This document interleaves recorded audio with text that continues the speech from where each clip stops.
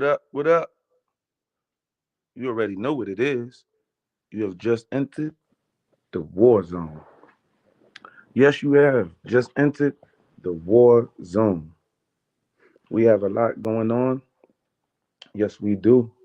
We have a lot going on from the disrespect from the Hispanic community toward the FBA community has been a volcano waiting to erupt on scene. See, the FBA family has been warring with the Hispanic Latinos for many, many years over here. Okay.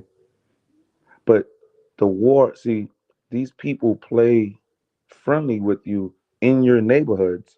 But what you don't know, Grandma Millie, what you don't know, Grandma Lewis, my black FBA grandmothers, my black FBA grandfathers, my church members, my black FBA church members. A lot of you do not know that these Hispanics attack black in the jails and penitentiaries. A lot of you are not privy to this knowledge. Lovely goddess, was good. Good afternoon, dear love. Good afternoon to you. Really appreciate you for tapping in because we have some receipts. Okay, I'm not going to just be talking about this. We are going to provide some of these receipts. Okay, this is what we're going to do.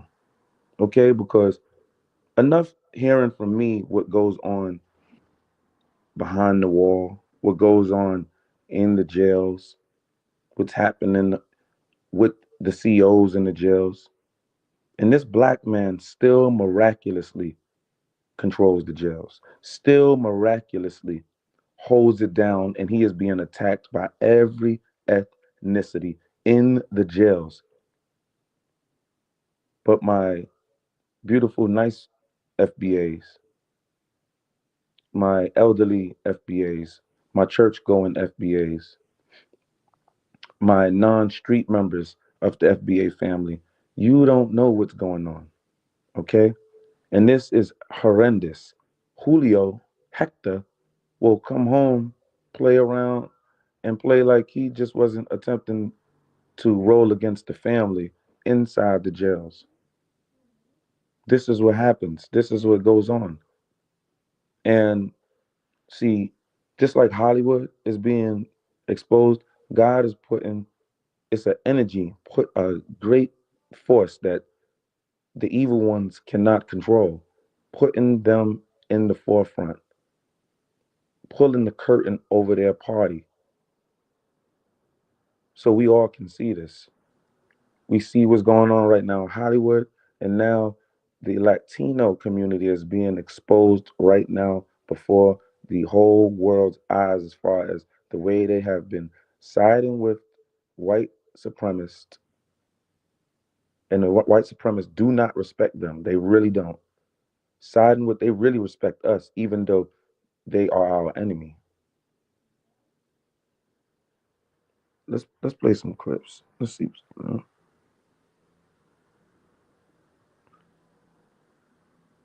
Let's let's go right into this. Let's go right. Let's go hard at them. Pause. Hispanics ain't gonna get no black head of fade, and that's, you know what I'm saying? I've seen it over and over. You know what I'm saying? Where one Hispanic is, you know what I'm saying, he's, you know what I'm saying, he's a man, you know what I'm saying? He's like, man, I'll take a fade with anybody. So, you know what I mean, end up taking a fade with a brother.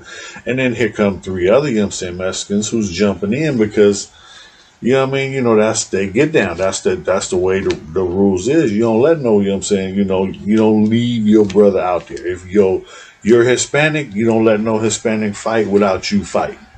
You know what I mean? So one go, we all go. That's their structure, and their structure is solid. You know what I mean? They say jump, they up in the air when we come back down. But Yeah, it's a lot of, you know what I'm saying, I know where, you know what I'm saying, Hispanics ain't gonna Now, that is a white Aryan brother telling you how these Hispanics are giving it up. They are not shooting the fair one with our kings. Are you crazy? Are you their listen, their tactic as a people is to come fight together. That's their tactic. If that's heroic, if that's heroic, well, you're believing the media talking points. That's not heroic. That's not heroic. Gangs were only formed. Hispanic, these gangs over here in America were not formed by Hispanics. These the gangs were formed by FBAs, protecting their communities from the terror of the white supremacists. Okay, we were community organized. The black, the spades, the nomads, the Zulu Nation, right? We were protecting. They were protecting the communities. Older elderly ladies and elderly fathers of the black community can leave their doors open. This is how our community used to be before the infiltration of the Hispanic community. These are all facts. And then when the Latinos started jumping my black FBA brothers in the jails, specifically Rikers Island, you know, these people formed a gang called Latin Kings. Okay, this is before the Bloods. Okay, here come the Bloods in '93. OG Mac comes from LA, even though OG Mac is from the Bronx and he's from like the 183rd Crescent area, somewhere around there. He's around that area, was around that area. All right, that's where it came from. He came, brought it back to the island because the Spanish were jumping your brothers. My brothers were punishing these Spanish dudes. They were cutting and stabbing your brothers. So they decided, because the gangs that we had were not actionist gangs against other minority groups. Zulu Nation was not a group going against other minority groups, for example. So here came the Bloods because the Bloods was getting to it in LA. They didn't have no problem with busting your head if you was a minority, even though they were a brotherhood gang. But they didn't have no problem with that, and they were representing their neighborhoods mostly in there. But when it came to New York, it became we're gonna have to protect the black brotherhood, the blacks being oppressed. Okay, as a matter of fact, Blood stands for brotherly love. You know what? Don't get me the line, but I know that it's brotherly love of the oppressed. Okay, all right. I'm very, very gang oriented. Understand what's going on in a lot of gangs. Okay, and understand their history as far as how this gang culture in America kicked up due to the Hispanics. I mean, seriously, it wasn't due to the white Aryan nation. As a matter of fact, the Bloods, the white Aryan nation and the blacks are actually pretty cordial in jail. They do actually work together in jail, but they are enemies, and they do respect each other. One thing they do have in common, they do not respect the Hispanics because the way they operate, people don't respect turncoats and spies. And the Aryan nation know that the Hispanics, the Latinos, Latin Kings, the Mexicans side with them, but the Aryan Brotherhood don't like them because they are not Aryan, and the Aryan Brotherhood don't like turncoat, and they don't like people who are not loyal. He, that Aryan Brotherhood know the blacks are loyal. You can't find one black Aryan brother in America, probably or in the world for that matter. You cannot find. You can find Puerto Rican Bloods. You can find after the Bloods allowed them in. After the Bloods basically ate up the Latin Kings, they started allowing Latinos in to the Bloods. But you can never find a black Latin king. You can never ever find a black Latin king nowhere. You can never find a black white supremacist Aryan brother with the Nazi sign on him and all of that in the penitentiary behind the wall. Black Aryan, you won't never find that. But guess what you would find? A white Aryan brotherhood rolling with the blacks in there. You would find that. You would find that.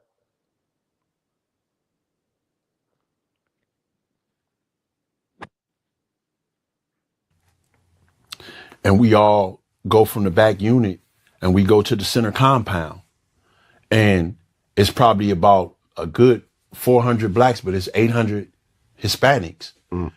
And it's about 800 Hispanics, and they calling yard recall. And, you know, you sitting here looking at a wall of the enemy in front of you. 400 blacks against 800 Hispanics. They get over here and they totally flip the script on the blacks. And this is what's going on behind the scenes under the surface of the outer world, in which our world completely just forgets about the people in jail and what's going on in that system. Okay? And this system that's made up is largely banking on you forgetting about them in there. And this is what's going on. But do you see our blacks coming out crying to the general public? No. It's just God is just making it to where light is being shined on it now. But we have not cried. If it was another race being persecuted the way we're being persecuted by all other ethnicities, including police, you would be crying. You would be crying. You'd probably make a march for it. And we all go from the back unit and we go to the center compound. And it's probably about a good 400 blacks, but it's 800 Hispanics. Mm. And it's about 800 Hispanics, and they calling yard recall. And, you know, you sitting here looking at a wall of the enemy in front of you.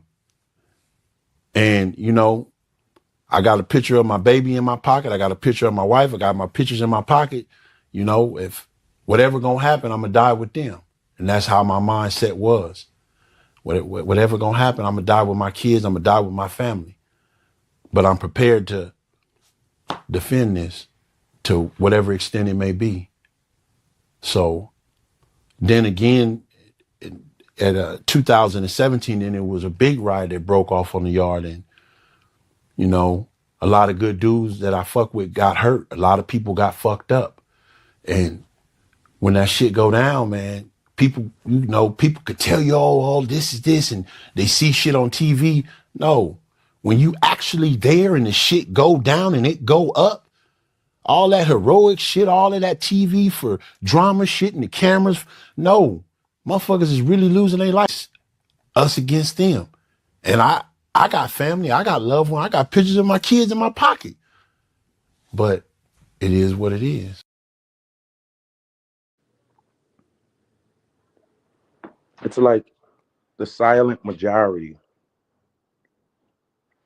This is why I come on and I'm so tenacious and animated on this particular topic because you don't know what it's like to actually be in it. I mean, to hear a story about it is one thing, but to actually like be in it, you don't understand what we go through in there, or the people that have been in there. You don't understand what they have went through. Actually, even when you come out of there, it's still with you. It's traumatic. It's like I really get that post traumatic syndrome.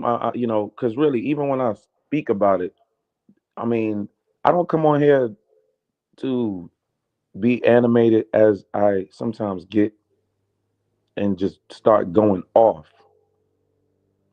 I don't intend to do that. It's like as I assess it now in hindsight, it's like wow. Because after I finish a lot of live streams, I'll be like, damn, I went nuclear on that. I mean, and it's not like I'm getting on these streams and intending like, okay, when I get on here, I'm going to go in and nah, I don't even. I just be like, I'm going to lay out these facts, these my theories on certain topics. I'm gonna bring certain receipts, and let the general public see what it is and let them decide. And not just that, bring them rules and keys to power, in which I have today. Tactical. We must be mean. We must be angry. They try to take the anger away from you and call you a mad black man and you're angry. You must accept that. Angry wins wars. But you must understand how to get in control of your anger. Because I'm a boxing champion. I understand how to have the anger, but you must know how to control your anger in the ring. You don't want to get flustered. That's why some people use tactics like, they'll try to talk you out of your game. They'll talk trash while you in the ring, before you in the ring. I'm gonna knock you out. Da da da da. You know, you let your emotions get up in you. He's calling you a sissy in the ring. He calling you a sissy. You letting your emotions get up in you. You know you're supposed to be level headed in the ring. No, here you go throwing immense firepower at him, throwing all of your bazookas and rockets at him when you should be, you know, shooting them down right now with your handguns. You know what I'm saying? Throwing some jabs at them, relaxing. You letting them throw you off your game plan. And this is what we must study. Let's check this out. First ensures that he cannot be defeated, and then waits for the right moment to defeat the enemy. Protecting yourself against defeat is within your control, but the opportunity to defeat the enemy depends on them. A good fighter knows how to defend himself, but he can't always guarantee victory. The goal is to avoid defeat and wait for the right time to strike. Effective defense means hiding your weaknesses and waiting for the right moment to attack.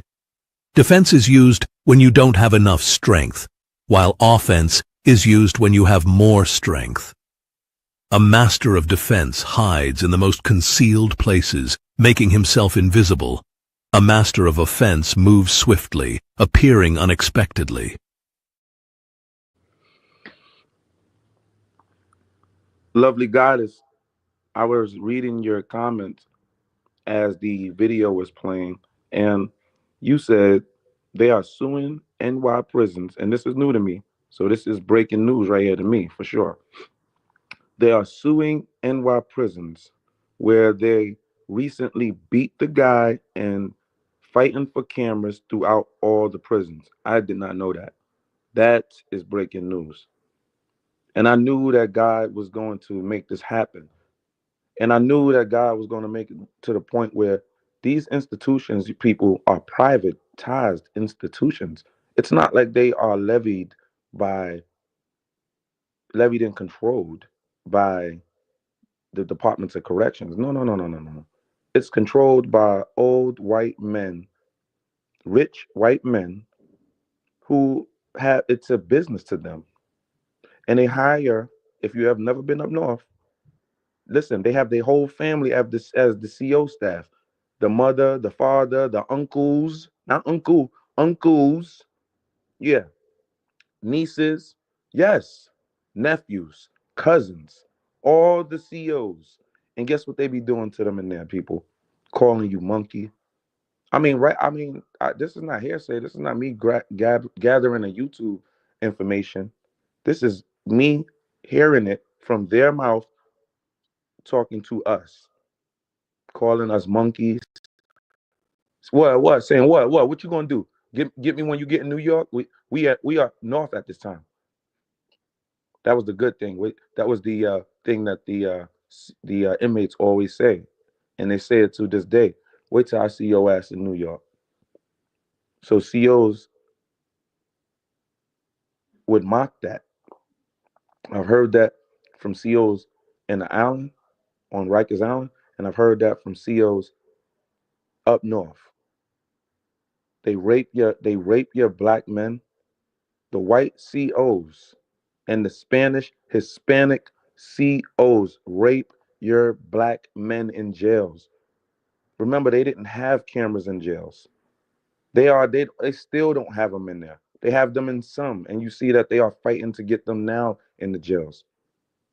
I still don't even believe that matters because look what just happened to Epstein. You have a camera in his cell, but something happened to the footage. I mean, for a few hours, and then it cut back on. Come on. See that only the only way you're gonna get real jail reform is when the black FBA stand up on it because that's the only way things get moved. It's not because somebody else, it's when the black FBA, when we get the black FBA all together is on. Because when the black FBA called for prison reform, and what we mean by prison reform, I'm talking about a new level of it. And that means it has to be controlled by a central agency. It cannot be controlled by private wealthy owners. That is, I mean, that is the most dumbest thing but our people didn't have enough power politically to make that happen. Now we do. We have, as a matter of fact, we have we have the power to politically pop anything off right now when we want to, especially with the real black president in office right now. If you want to call somebody black, because it damn sure wasn't Bill Clinton. Bill Clinton is on that team with the New World Order team that is losing right now, that tried to turn a damn squirrel into a king or turn ants into kings. Yeah, you want to turn you. Yeah, you wanted to probably try to have us having sex orgy parties with animals. The way these people were acting, they probably would have started marrying animals. You marrying men and men? Come on, man. Patricia, how you doing? Patricia Purdue. She said, "Hello, Warzone. How you doing, Patricia? I really appreciate you for tuning in because I don't want you know people to assume that I am just getting after the Hispanics out of clear nowhere because of something that Fat Joe said, and we're just jumping out the window, crashing out. That's not happening. I need you to understand, Miss Patricia. Also, seriously, and you being a female, Miss Patricia, I know you don't know what's going on in the male jails. Okay, I know you don't. But this is what the black FBA have to go and deal with. The black FBAs don't just be come out of jail and want to do a march on with the with these selfish, racist, killer, murderous police in the jails. They're not even actual police. They are correctional officers, and they are killing people as if they have the I want to say half of the benefit of killing somebody, like the say police in outside of the jails. But correctional officers are not police outside of the jails. correctional officers are in the jails and they are treating people like, I mean, worse than cops. Okay, worse than cops on the street. If you are going after the cops on streets, moving and marching on the cops on the streets, I can understand that because they shooting them, beating them up, handcuffed. Oh, did you see that? I know you seen that guy that the our black FBA brother that just was murdered by the police. Yeah, on that video, handcuffed. They were beating him up. Well, guess what? They do it to us in jail. They do it to us in jail.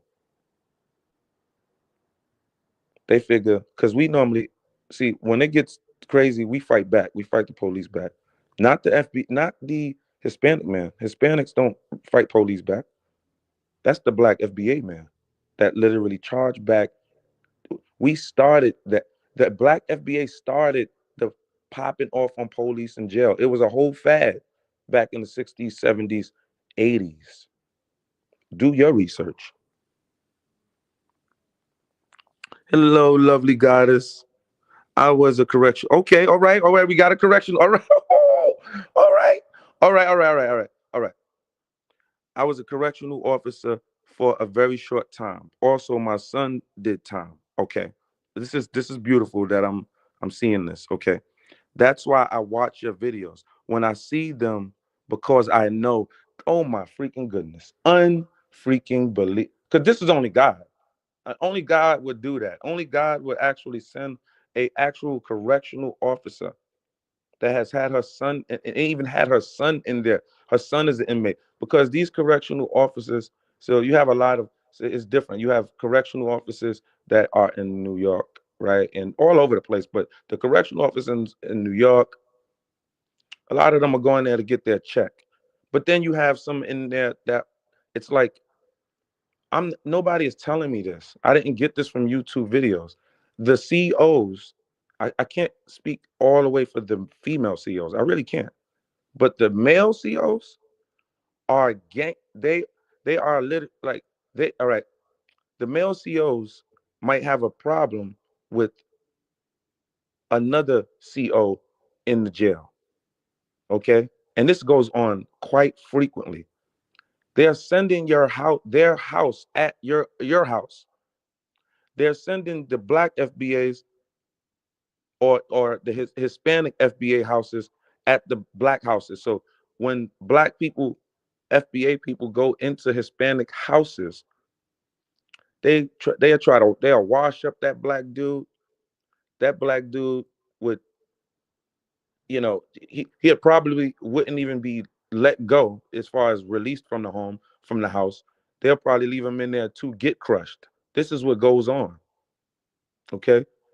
When you build up status in there, listen, I have had my own house in there.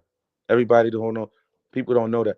You have to be see the way I'm speaking right now is it's see, it's like, you know, we have multiple personalities, every last one of us. When you go to work, you speak a certain way. When you talk to your supervisors, you speak a certain way. If you go to church, you won't speak the same way you're speaking as if you're talking to somebody on a corner, right? When you go in jail, and if you have that animal in you, that dog, that lion, that's when it is going to have to come out. It ain't no it. There is no there is no bargaining with this. There is no questioning this. Okay, that lion must come out. Whatever animal is inside of you that is the protector of you and your soul, it must come out. This is when you get to learn who you are. When you go in jail, when all odds are stacked against you, when on the world outside of the jail has literally turned their back, because that is what's going to happen. It ain't no, they're not, they are. Even your own family too. Not saying that they turned their back, it's just that life goes on. They have to move on too. Okay. So you're in there all alone amongst killers. I'm talking about people that were in the world drilling people that were drilling people for fun for no reason. and you're in there with them, and you can't go nowhere. Don't care what you want to say or do. You can't go nowhere. What you going to do? And this is what's happening. You know, Like the Hispanic people kind of like benefited more than the black folks. And I told you how the division was. It was 2 day rooms. There was a Spanish day room and then there was a black day room. And I told you that like the Spanish dudes was pot there most of the time, and the black dudes was Crip or they was either neutral or Muslim. So this was the dynamics in the house. So anyway, so some dudes kind of like were still in the house after like the first riot happened, and from the black side, like a lot of dudes went to the box or they went to somewhere else, and this is just how it was going down when like stuff was happening between Spanish and blacks, right? Like the Spanish people had support from the police, the black people really didn't, because most of like the higher ups was kind of like. and mind you, these are videos from years ago. It's not like these people are clout chasing because of the moment. These are videos from years ago. All right. We have certain people attempting to tell you what is going on in there. It's wrong, man. It's wrong. It's very, very, very wrong. The captains that's in there with the white shirts walk around like they are literal gods. No, evil people, man. Knowing what's going on, bro. This is what's going on and happening. And I remember I got all right. I remember I was going to court, right? This is what happened with me, right? One time, just since I'm talking about this, because there was this one CEO that I remember that I love him, black FBA brother, older brother, and to this day I don't remember his name. To this day I don't even then I didn't even know his name. But let me tell you real quick what happened. I went into a blood house. Okay, no problem. I came from a Crip block. When you go inside of there, you're asked, no matter what, where you from. Soon as you tell them where you from, that's a gauge to, it's almost code to see if they automatically got beef with you without even knowing your name first. The block I came from took out a high ranking blood member. Make a long story short, I remember I was in this house and I was being pressed to pay rent. It's called, they would press you to pay rent. You got to pay them your commissary. You got to pay them what your mom sent you, whatever your cousin, your sister sent you. You have to give a regular man some of that, an inmate, not no damn CEO or the correctional facility, an inmate pressing you like a bully. Okay, okay. So he does so they're doing that. One day, make a long story short, I say I'm popping off when I get back from, I think we were at Chow. I came back from Chow. Before I got to go and turn into the block, I stopped, and the guy that ran one of the houses, which was two main north side, no, two main south side. Yeah, and I was in two main. Yeah, I was in two main. Or was that five main? No, no, I wasn't two main. That was five main. I think it was five main. Make a long story short, I turned around. This guy, big dude named, I ain't even going, big dude, man. All right. He was running the house, the other side though of my house. I stopped, boom. I had him bump me because he was right behind me, like we were walking on the line. He bumped me. I stepped out the line like, yo, why you bump me? He said what? And I hit him. Bam. And then his his house jumped on me, right? They jumped me, right? Because when you pop on a person that's on the team, because it's normally like five people that run maybe 20 other inmates to a house, or 23 other inmates, something like that. Uh, they have to jump on you. If they don't, they will be beat up and probably, who knows, beat up, cut later on. You understand? So they all know they. And as a matter of fact, when you come in, that's a part of the house rules. When you see one pop, you all pop. So after they tell you, after they tell you that you have to pay them rent, they also tell you that when you see one pop, you have to pop too. Pop off. Fight them. Fight whoever is the enemy, being called the enemy. Okay? And this is what you don't know. If your people and your family members have went into jail, especially I want to say Rikers Island, all right? Can't really account for too many others, because when I went straight from the island up north. So, but I can't really count for too many. But on if they were on the island and they didn't actually control the house, like they didn't actually have own the phone, like take the phone over. They subscribe to this. Okay, this is what they went. This is what they had to go through. This is no lie. If they didn't actually have the phone and they were in power, like I told you, the guy that I popped off on him, he was the big. It's only two phones, so meaning only two people run the house, and but there's a team, so it's two people, and they would like select maybe 3 to 4 other people. But this is the thing: the only reason they let it be like that, it's not their rules, it's the CO rules. The COs allow this. So the COs say, so what if we want a 7 member crew? No, the CO not gonna let that happen. He say only 5 people could be on the tier. Only 5 people on the tier. Meaning only 5 people could be where the phone's at. Everybody else have to sit in the day room, like, and we call them day room dummies. Okay? And they do their time like that. And they just sit in the day room. They can't even leave the day room. They can't even go to their cell without asking, not the CO, they gotta ask one of us. A person running the house or a team member, one of the 5. But it's only 2 people that own the house, like landlords of the house. I pops off, I gets out the house, every, and then guess what? Dude tried to hit me with a poker. The poker got found. I remember the police picking me up. The police picking me up, and he picked all them up. He was the victim. They're the perp. He's the victim. They're the perp. I remember him coming in yelling like that because the turtles came and everything.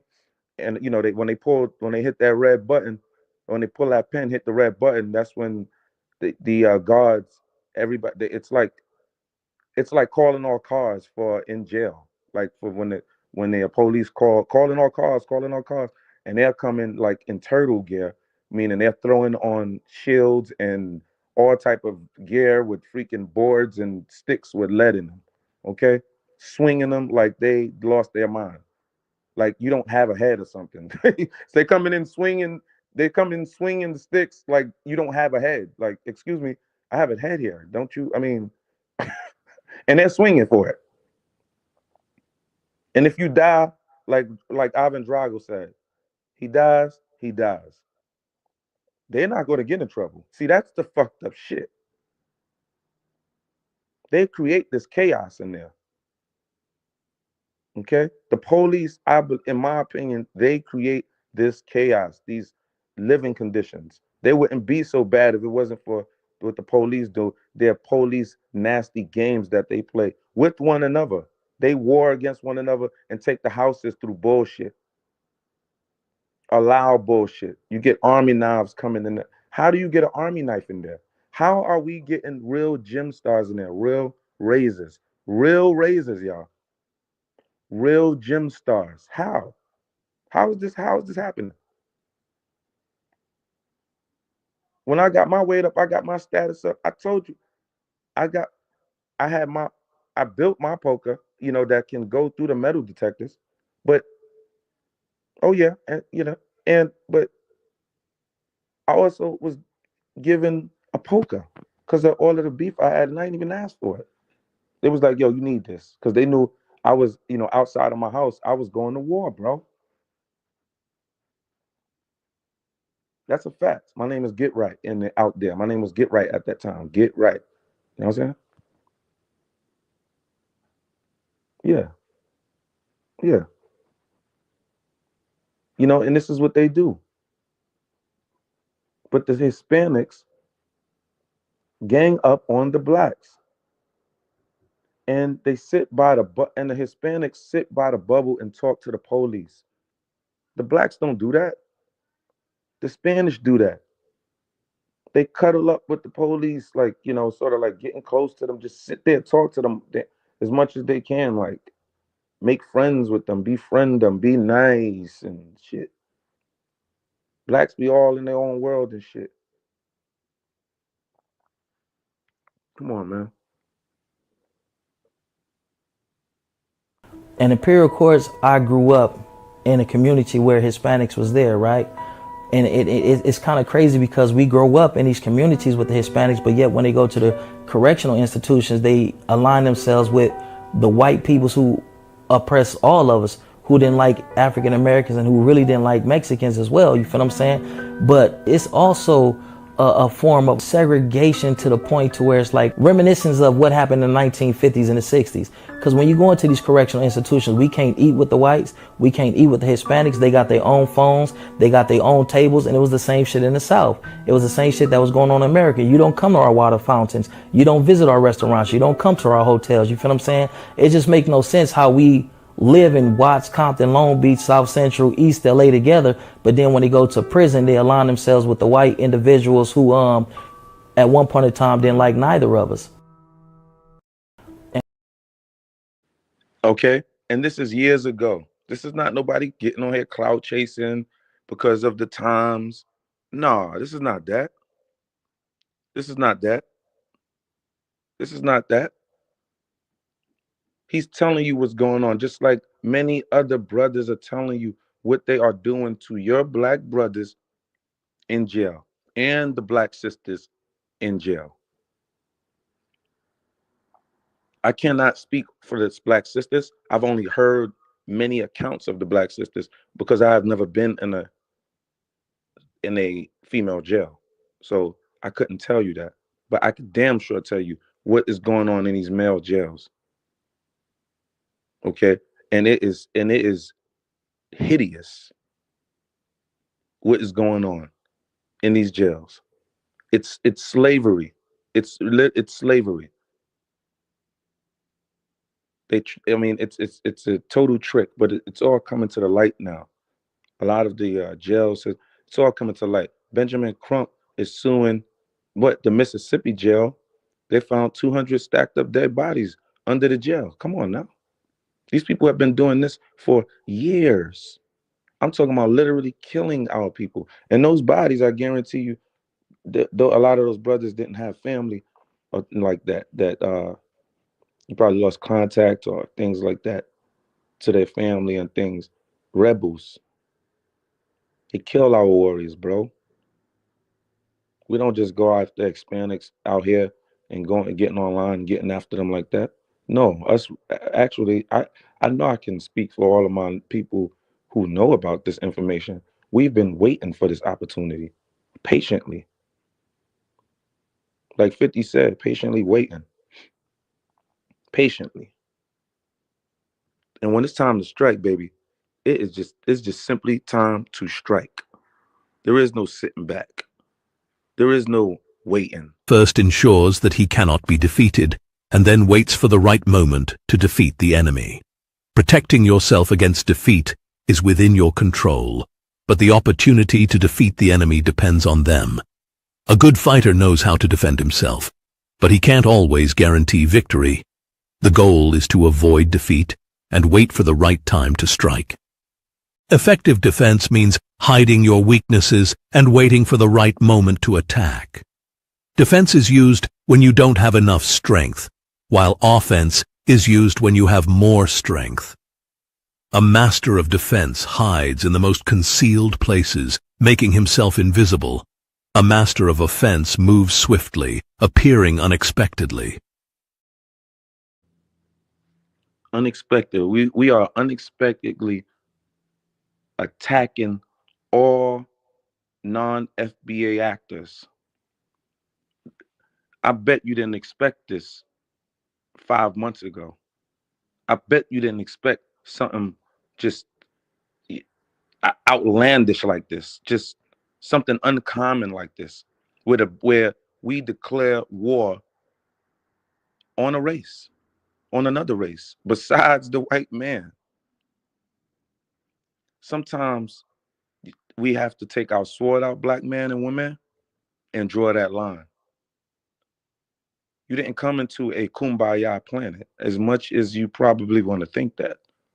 There is war all over the planet.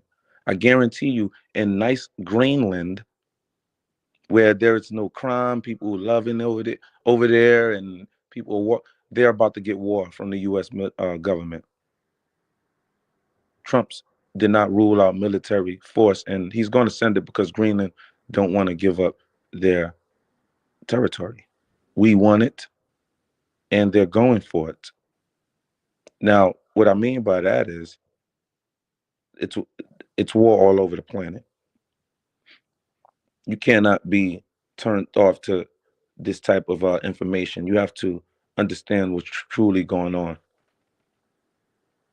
You could live and look at these reality shows. Good, you could do that too. But look at this too and understand what's going on. Research for yourself and understand what's going on. You don't have to go to jail to know and understand, start understanding what's truly going on. But we're telling you. I'm not telling you, other people are telling you.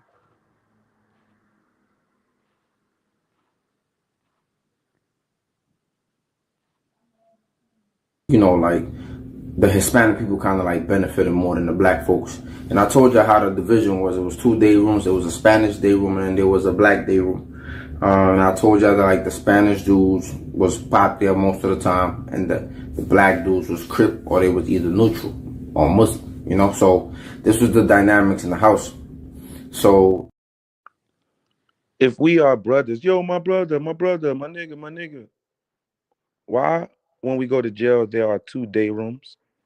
A day room, people, is where everybody comes to congregate, where the police allots a large space area separate from your housing area, separate from your cell and area, but it's in like the same weird corridor. So you would leave the day room and then your cells are going on down the line, right? So the day room is sort of like the living room, so to speak, for a house, right? So, but they call it the day room. It's not the night room because they don't normally get to chill in the night. They got to go to bed damn near as soon as night hit, damn near, right? So, if we are together, why is it that it's like that, huh? Please tell me. Please tell me. Why is it 2 day rooms? Why is it a black day room? Why is it a Latino day room? And even when there is just a black, when there is just one day room, so the blacks and Latinos have to share the day room. Why are the blacks separated from the Latinos? This is what's going on.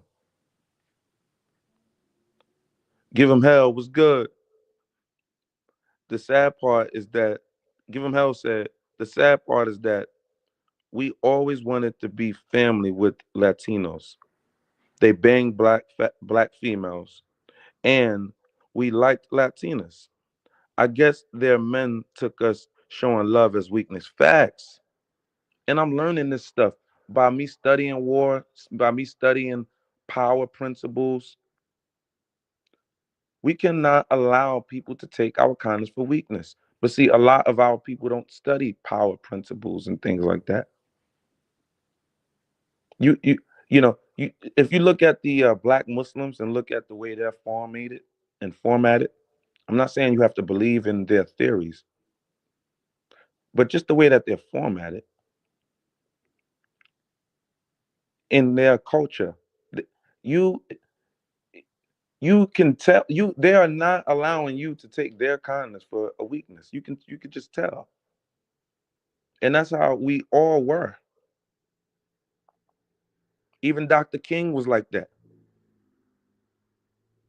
You can't just say that was the black Muslims.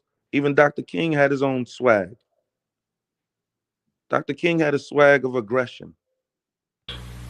Our government was giving away millions of acres of land in the West and the Midwest, which meant that it was willing to undergird its white peasants from Europe with an economic floor. But not only. This is a man right here about to tell you about how he feels. But this is 2 weeks before they took him out. But the thing is, he felt like, you know what? You have been taking my kindness for weakness. White government. I don't like that. Because that I have a dream speech when he was buddy buddy with the white government, getting buddy buddy with them. And he was getting buddy buddy only because of Kennedy, y'all. What happened was they took Kennedy out. That's what happened. And then he started noticing, okay, y'all taking my kindness for weakness. So check this out. Our government was giving away millions of acres of land in the West and the Midwest, which meant that it was willing to undergird its white peasants from Europe with an economic floor. But not only did they give the land, they built land grant colleges with government money to teach them how to farm. Not only that, they provided county agents to further their expertise in farming. Not only that, they provided low interest rates in order that they could mechanize their farm. Listen, he is just going off. He is just going off. You know, he is just going off. So enough of that. You taking our kindness for weakness. Enough of that. We sitting around talking about, oh no, I don't want to pay a racist. Pay a racist. Be real, man. Because when you go in jail, you're going to know how real it is.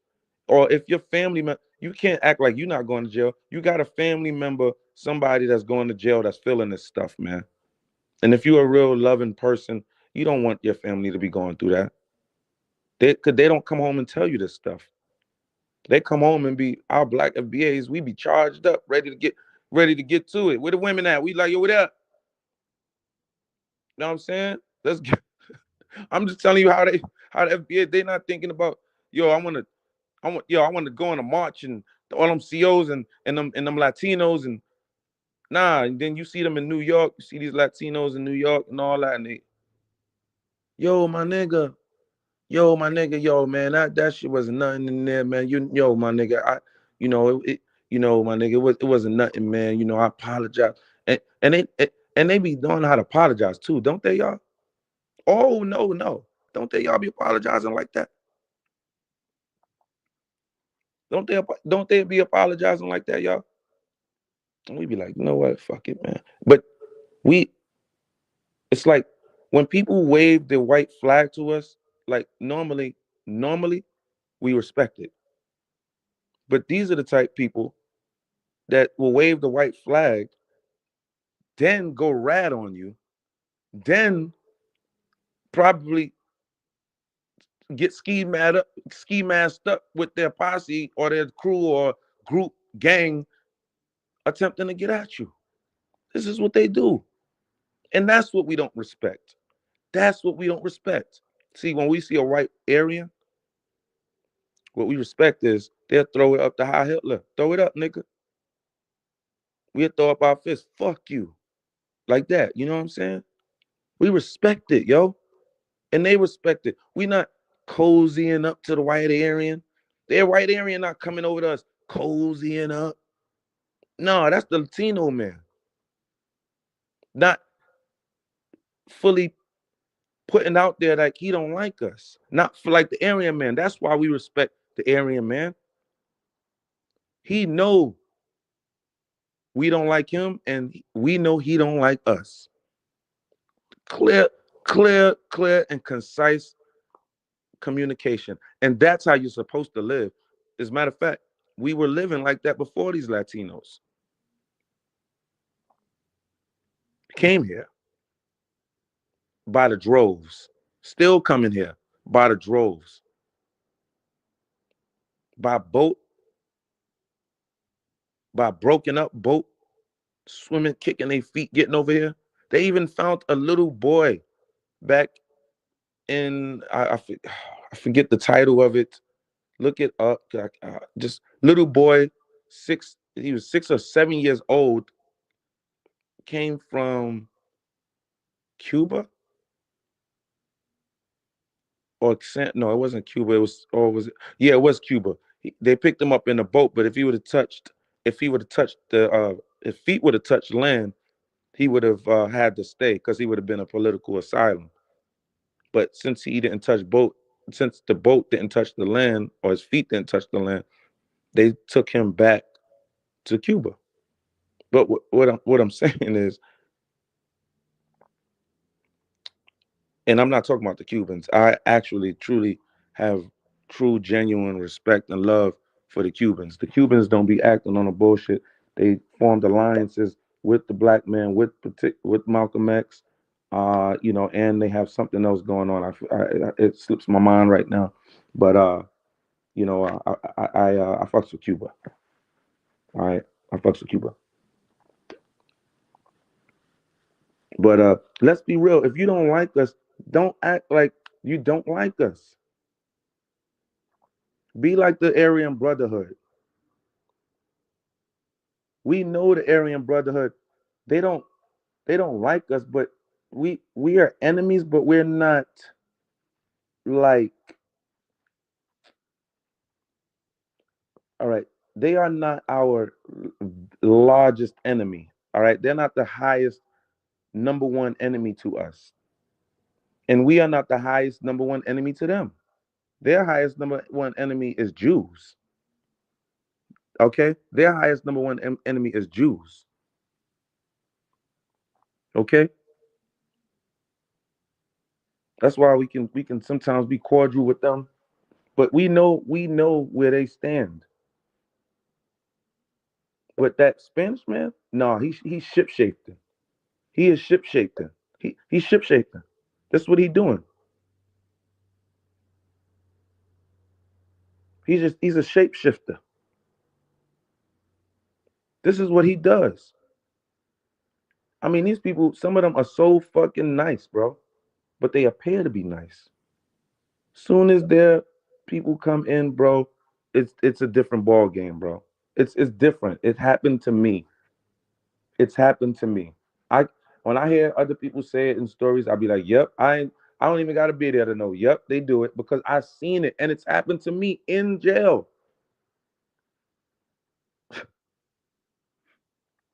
Lovely God has said, "Too bad more people don't care what goes on in there. But I guess people are just trying to get by out here." No, and I get it. And I see the thing is, lovely goddess, you and I understand a world in which they don't understand. You see what I'm saying? These are two different worlds. These people do not understand. That is a you can be a superstar rock star in the jails. They can know you from the state to the federal jail. Your name can be ringing. I'm talking about you get respected from the COs, respect off of your name when your name precedes you. Your name is damn everything in there. I mean everything in there. And then come out into this world and be a complete nobody. Okay? This is what Diddy is finding out right now, y'all. There's reports that now coming from a CO in jail right now that Diddy is in there came up in there talking about he's the king and talking about he's not eating that food. Are you crazy? He's talking about he demanded to the CEOs that he have a gourmet chef prepare food for him, even though he's in jail. He demanded this. They were laughing at him. CEOs are caught laugh. I mean, the inmates are laughing at him. Like this guy has a rude awakening, bro. He is just waiting on trial, bro. If he gets sent up, bro, if he gets sent up, bro, bro, they're gonna twist him, bro. If he gets sent up, they're gonna twist him, bro. He has no. I don't think there's any like uh, yo, they're gonna twist him, bro, up there, bro. They, there is none of that special care up there. Nah, bro. They gonna twist him up there, bro. They don't play. They don't, I'm telling you, the CO staff up there. I'm hearing that the CO staff in MDC is giving it to him, and I know they are. I know how they operate. They are not going to give this man no special privileges, bro. I don't care what how much money you you're in there with motherfuckers that got more money than you, Diddy.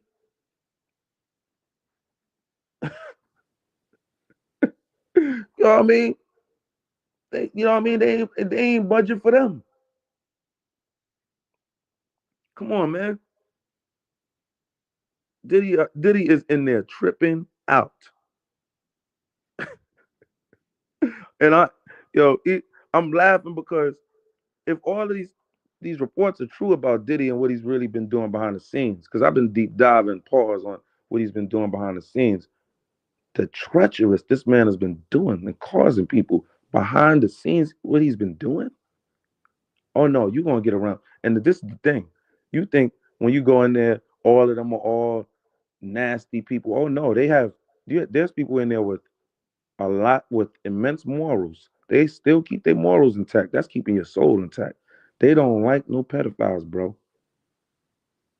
Even the COs, bro. That you're gonna have a hard ride in there, bro. Going through with that, oh, bro, you're gonna have a hard ride in there, bro. They don't like that, bro, at all.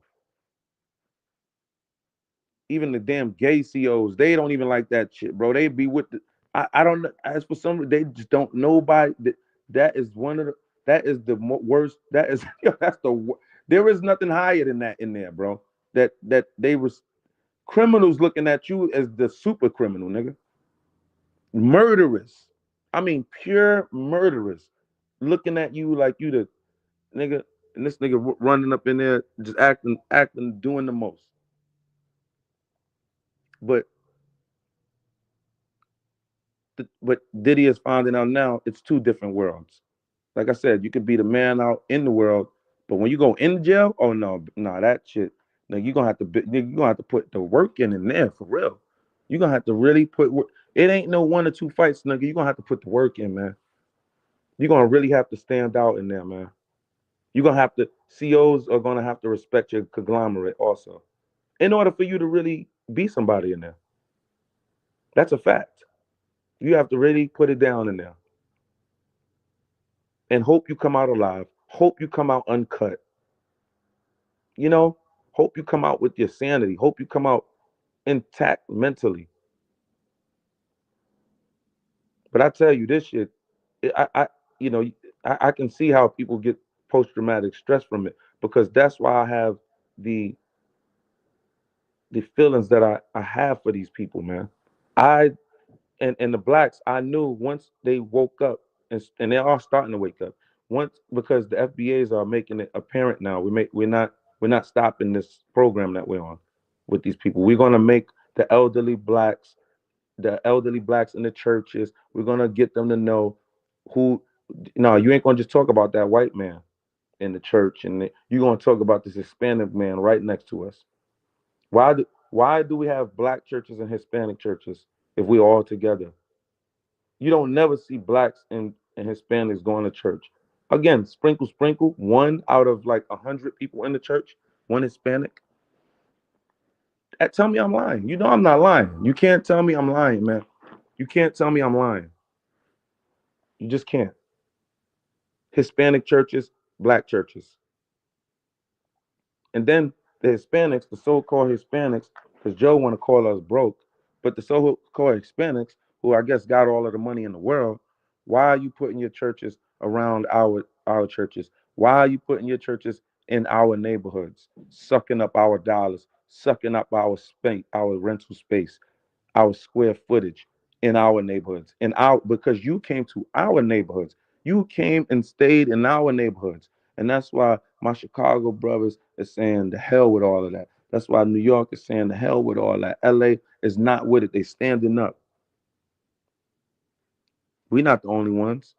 That white man don't respect you. Listen to what that white man said, just in case you didn't, and for those who's not going to get be on this live, they'll catch it later. Hispanics ain't gonna get no black head of fade, you know, and that's, you know what I'm saying. I've seen it. Hispanics ain't gonna get no black head of fade, you know, and that's, you know what I'm saying. I've seen it over and over. You know what I'm saying? Where one Hispanic. You heard him? He didn't just see it one time. This is an Aryan brotherhood. I mean, excuse me. He don't got. I mean, he does have a dog in the fight, but he kind of don't. I keep telling you, they're not. We are not top on the totem pole as far as the Aryan Brotherhood, the Nazis, the Hail Hitler people. We are not top on their totem pole. It's the Jews, the fake imposter Jews.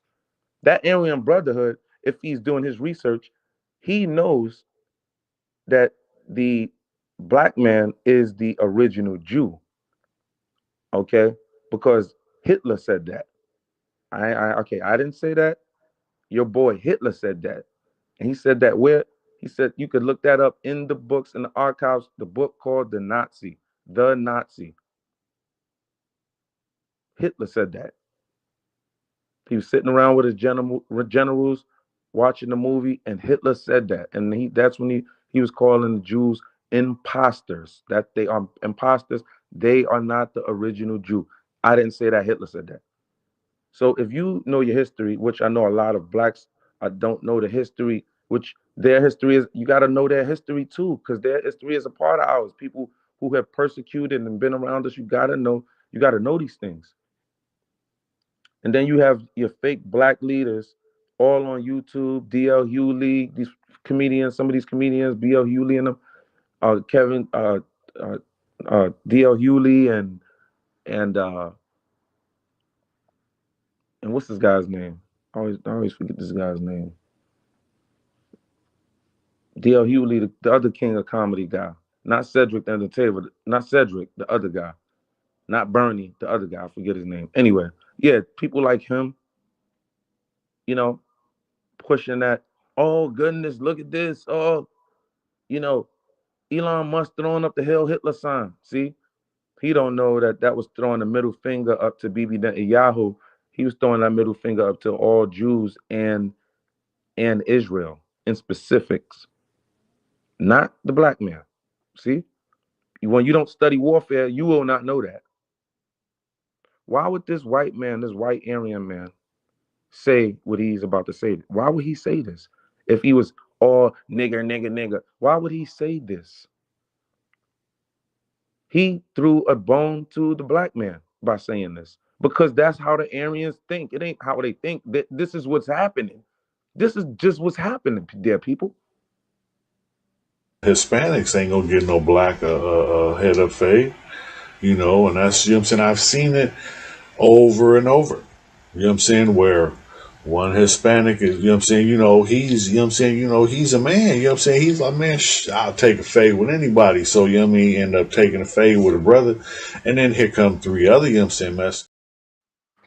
If you're a man, now I know women don't know these codes, or you probably do, but a man, and I don't know about this new man. They're trying to attempt to create a new man, like a demolition man. I don't know if you've seen Demolition Man, the movie, but they're trying to create like a demolition man type of culture, a be well type of culture. And Trump just came in and killed it. But it's not Trump per se. It's a God energy. Because it's not just Trump. The FBAs is pushing this. The FBA put Trump in office. We are the battleground states. We are the ones who put Trump in office. We were to decide and vote. Places like Detroit would historically vote blue, voted for Trump. Period. The black put him in office. And that's why he answered the blacks. I'm talking about immediately. He didn't answer the whites. The whites didn't call for mass deportation. That was us. He answered us, but you will be fooled by the media, by your legacy media, by your friends,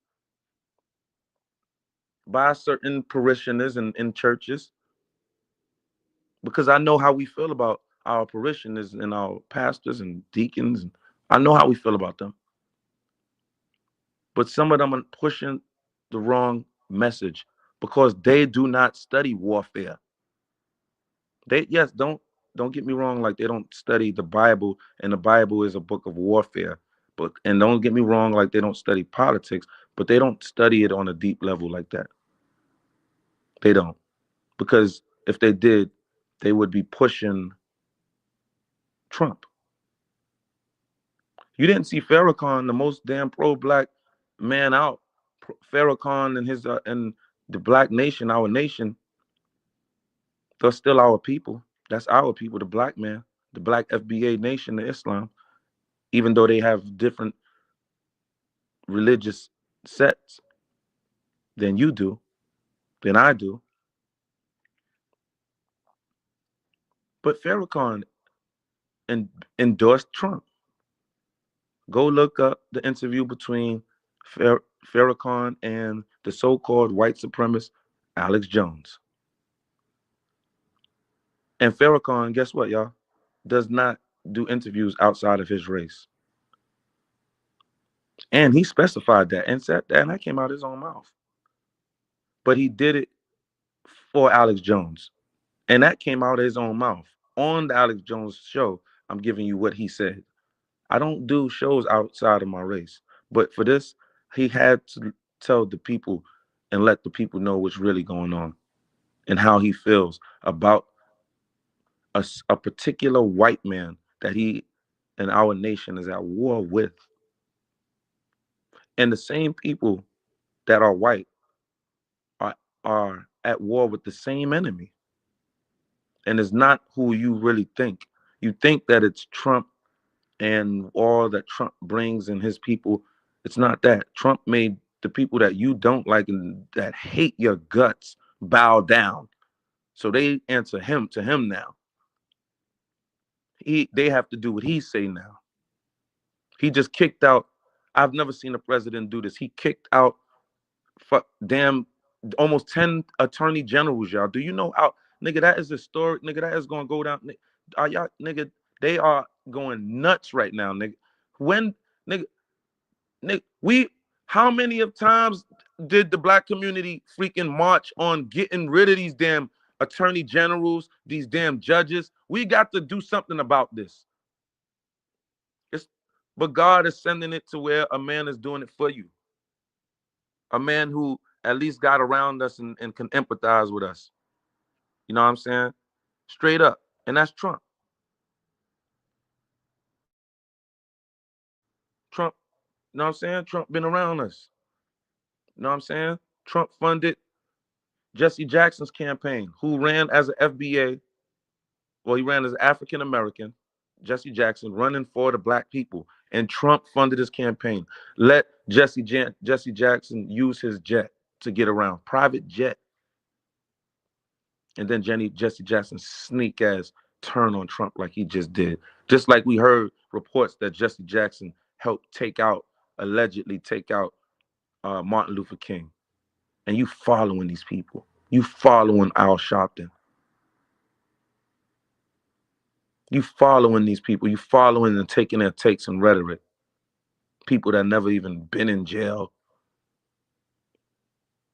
People never even been in jail.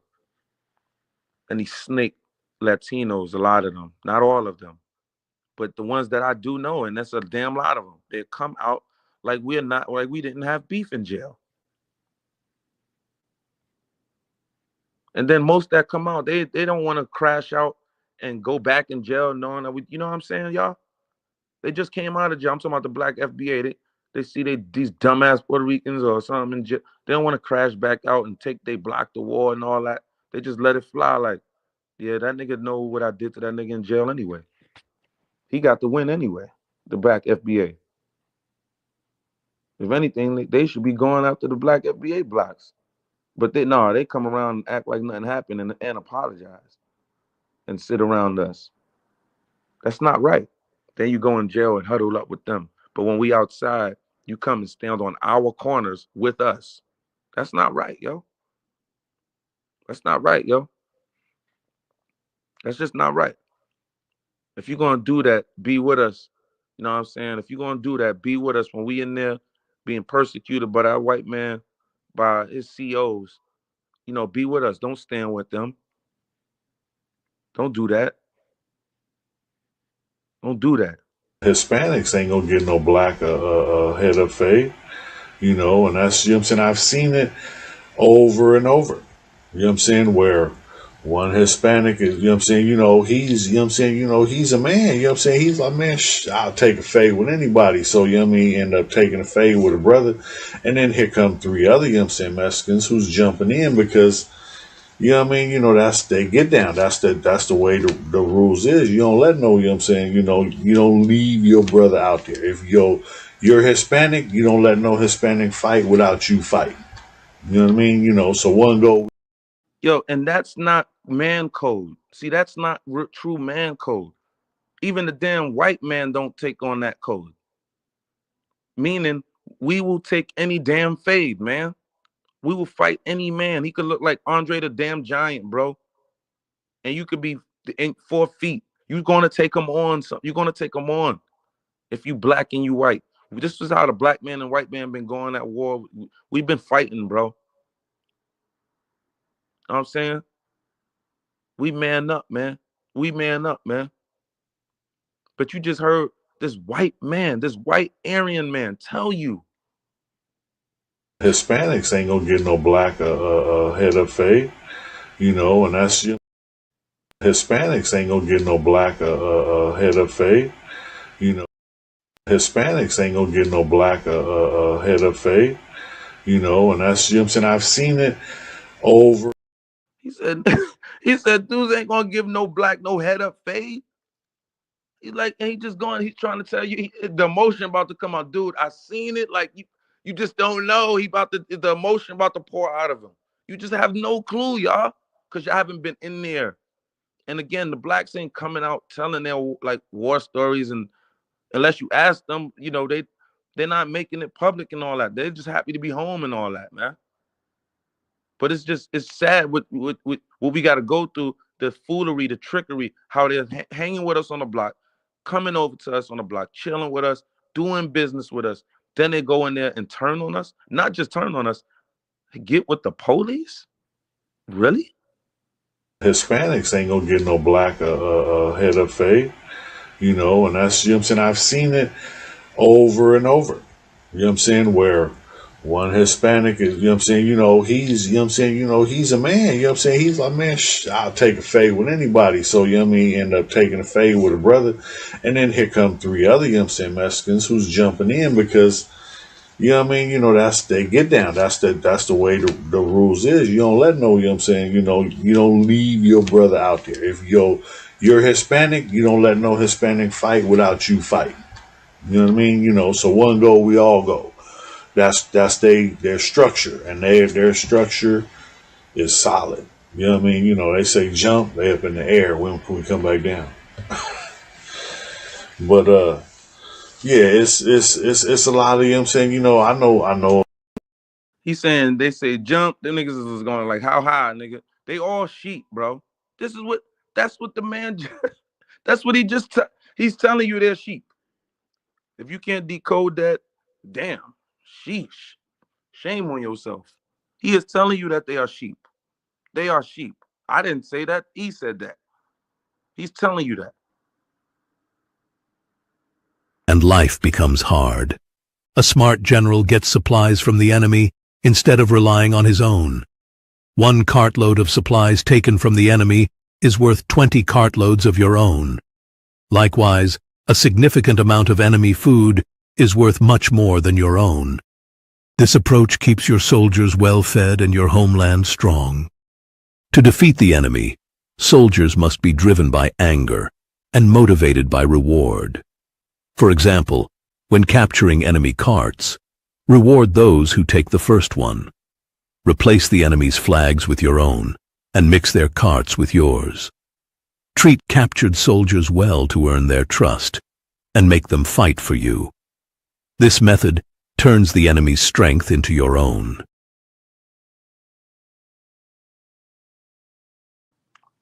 Turn the enemy strength into your own.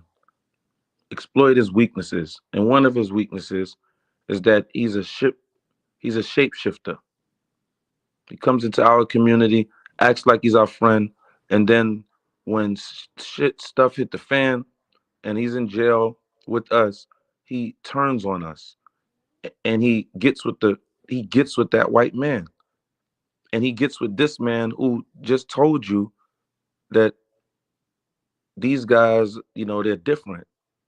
They're not like how would man up and give any man the fade. Like he said. He said that. You know what I'm saying? He said that. On, it will drain the state's resources and the people's morale. When your troops are tired, their weapons are worn, and supplies are low, others will take advantage of your weakness. Then, even the smartest leader won't be able to prevent what follows. So, while rushing into war is reckless, dragging it out is even worse. No country has ever benefited from long conflicts. Only those who understand the real costs of war can conduct it effectively. A wise commander avoids calling up more troops or bringing in more supplies more than once.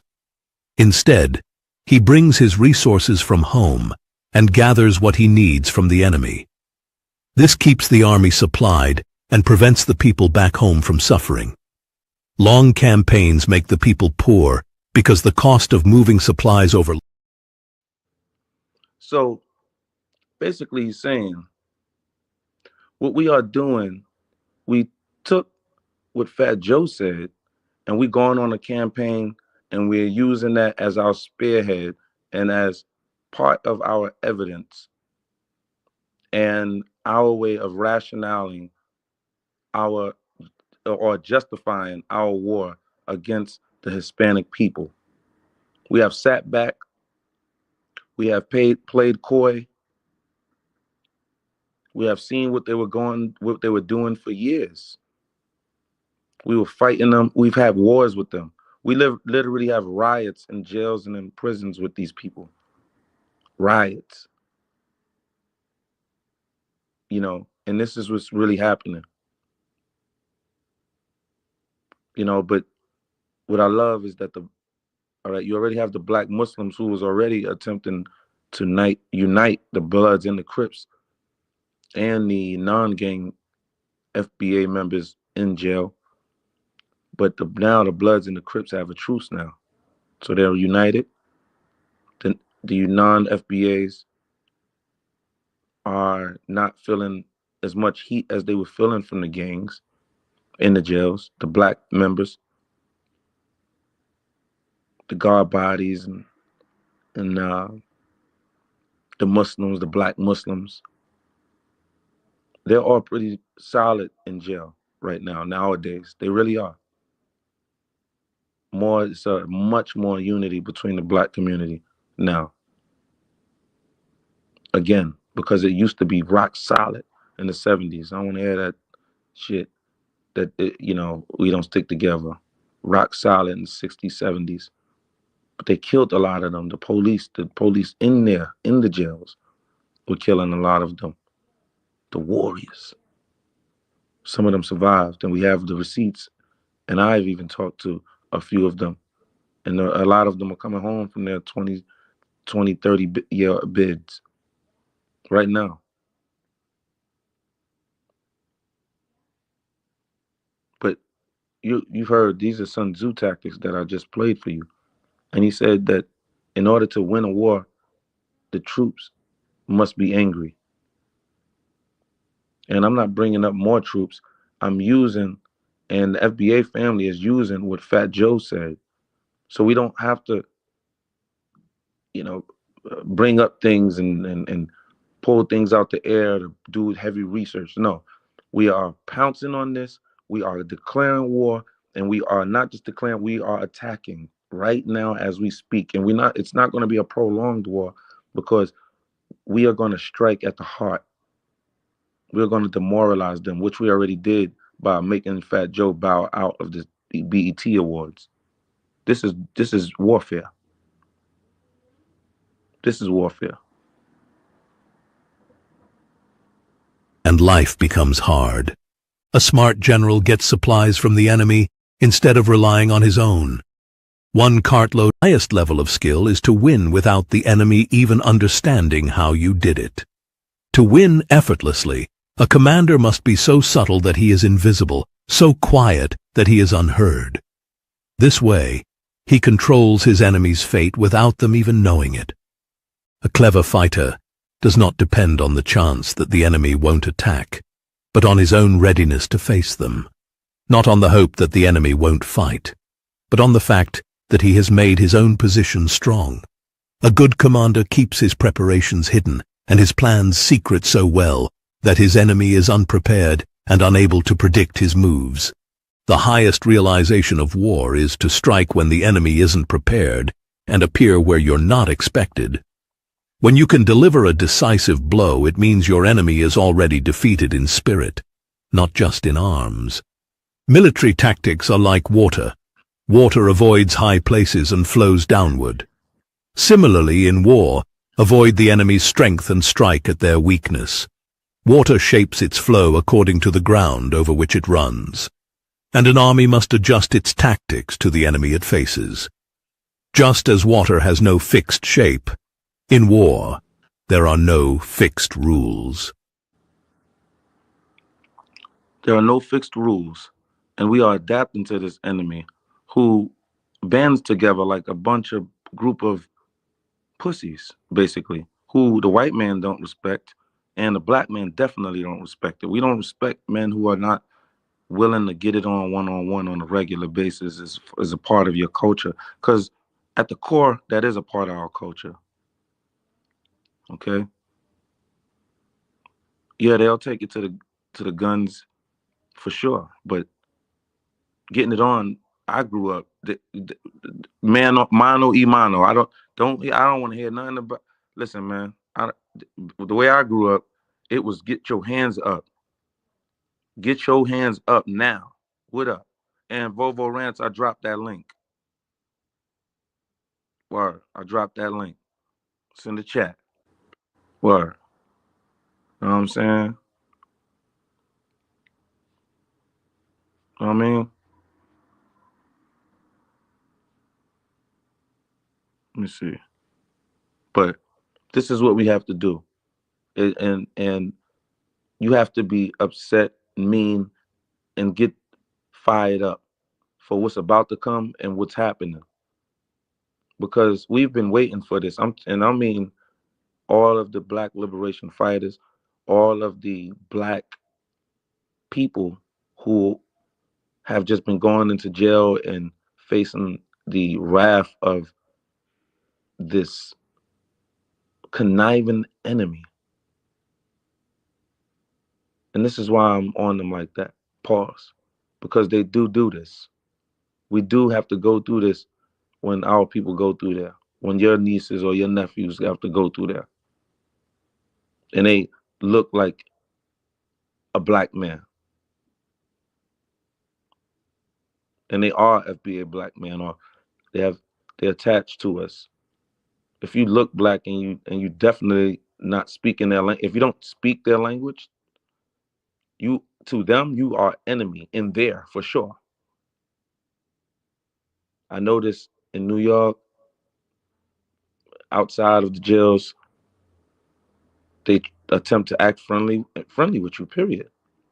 But in the jails, nah, bro. It's clear ID, clear war in there with them. These motherfreakers are the reason why the damn Bloods and Crips came to New York. Damn it. It wasn't the white man. That's crazy, isn't it? Think about it, y'all. Bloods and Crips came to New York because of the Latinos, not the freaking white man. Isn't that something? Not the Aryan nation. Isn't that something? Isn't that something, y'all? Blacks were just repping their blocks at first. They were repping their hoods. They were repping their boroughs. From Bronx, from Brooklyn, Harlem, Queens. Harlem, come on.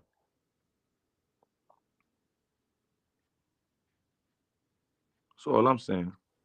Oh, you said check that.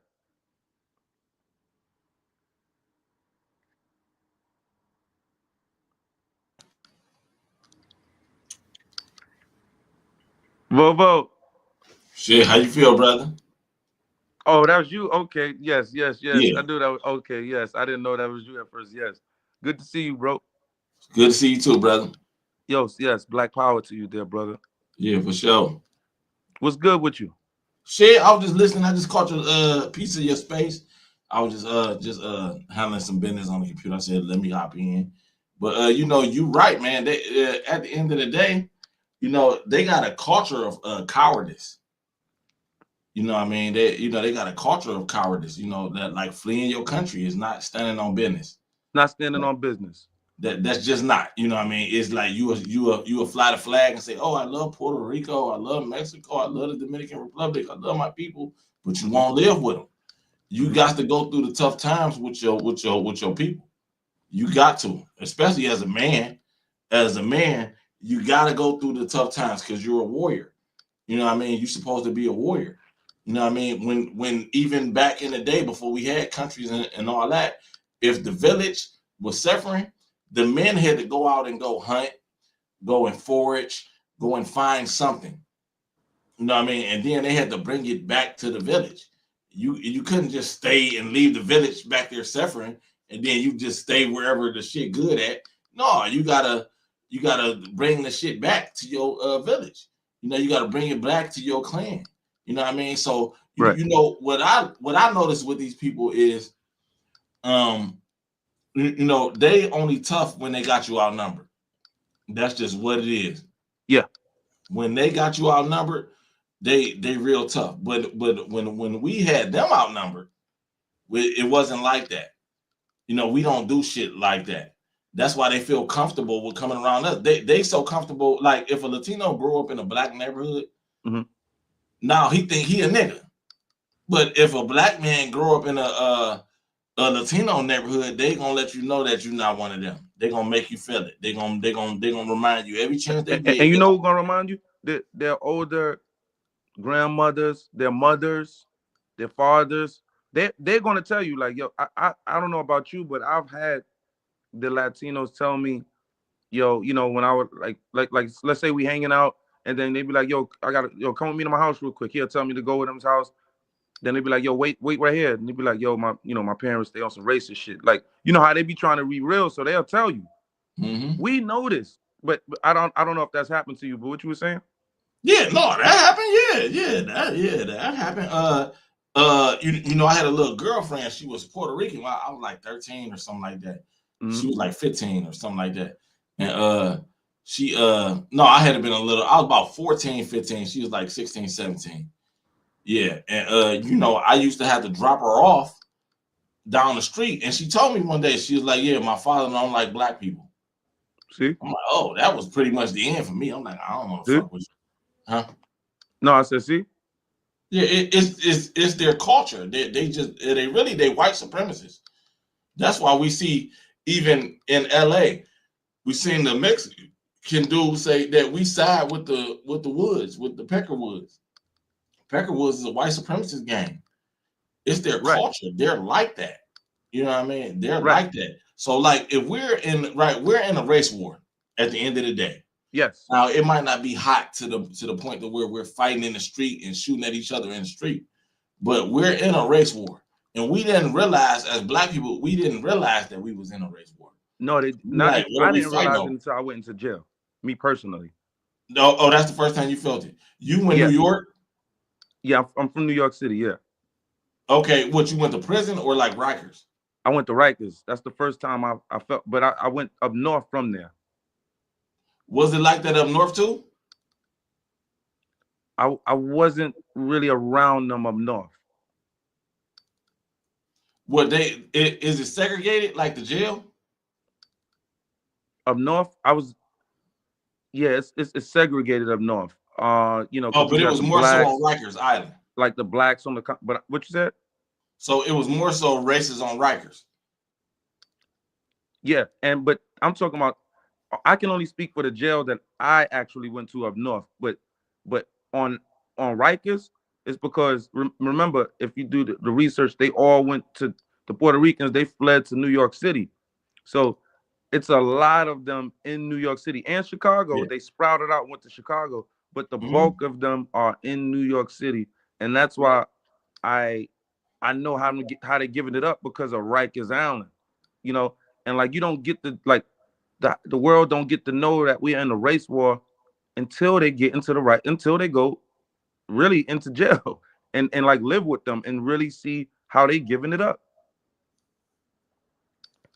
Yeah, I mean, like yeah, we in a race war. So what? Like you said on Rikers Island, right? So everybody, this is my understanding. Most like 99% of the people that's on Rikers Island is from New York City. That's like New York City's county jail, right? Or they Correct. okay. So now the Latinos want to paint a picture of New York City is a big oasis for black and brown, and there's no racism in New York City and New York What? City, but that And ain't that's why true. I'm so mad. That's why I be so mad and be like, I gotta get up there, damn there every day and ground and pound this issue. They're lying, and they got people outside of New York City really buying this stuff. I'm like, hold on, y'all are FBA. Y'all know we don't do that stuff. Whatever it is, y'all know we don't give it up. Like they are lying, and why they're lying? Because most of them have a lot of large platforms, and a lot of the people that have the large platforms are not in New York City. I'm talking about FBA wise. So they don't really know. They have to check in and see what's going on. Like Tariq, he had to come in New York City and see what, check in and see what was going on. And then you have, these Latino platforms, and they're spewing their rhetoric. Like Fat Joe, he's spewing negative rhetoric. Like it's all love. Nah, it's not all love. We just went with the war with y'all in the 90s. They was ripping us off. The Dominicans was ripping us off in Amsterdam, Harlem, Spanish Harlem, and that wasn't even Spanish Harlem. Their Spanish Harlem that they call Spanish Harlem now was really Italians there first. Okay, straight up and down. You know what I'm saying? They just came. Okay, and then when they came, we went to war. We went to war with them in the 70s, and this is all happening. A lot of it's happening in the pen, but in the streets, a lot of the wars was from like drug wars in New York City. A lot of them was like drug wars, but not actual hot gang race wars. You know what I'm saying? Like, but that hot race war only happens in jail. But now I believe something's gonna spill over, man, and it's because we have the internet now. We didn't have the internet back then with these wars going on with these people. I knew eventually it was gonna come out, and this was gonna become the biggest topic out. One day it's going. I knew it was going to come out. I knew it. So that's the way I stand on it. Well, yeah, I mean, like it's only but so long some shit like this could go on, and it's only so long that they can pretend. They want to Right. act like they don't know what's going on, and this their first time hearing about this, bro. They come out of them homes. The one person that told you that they parents on some racist shit, wait right here.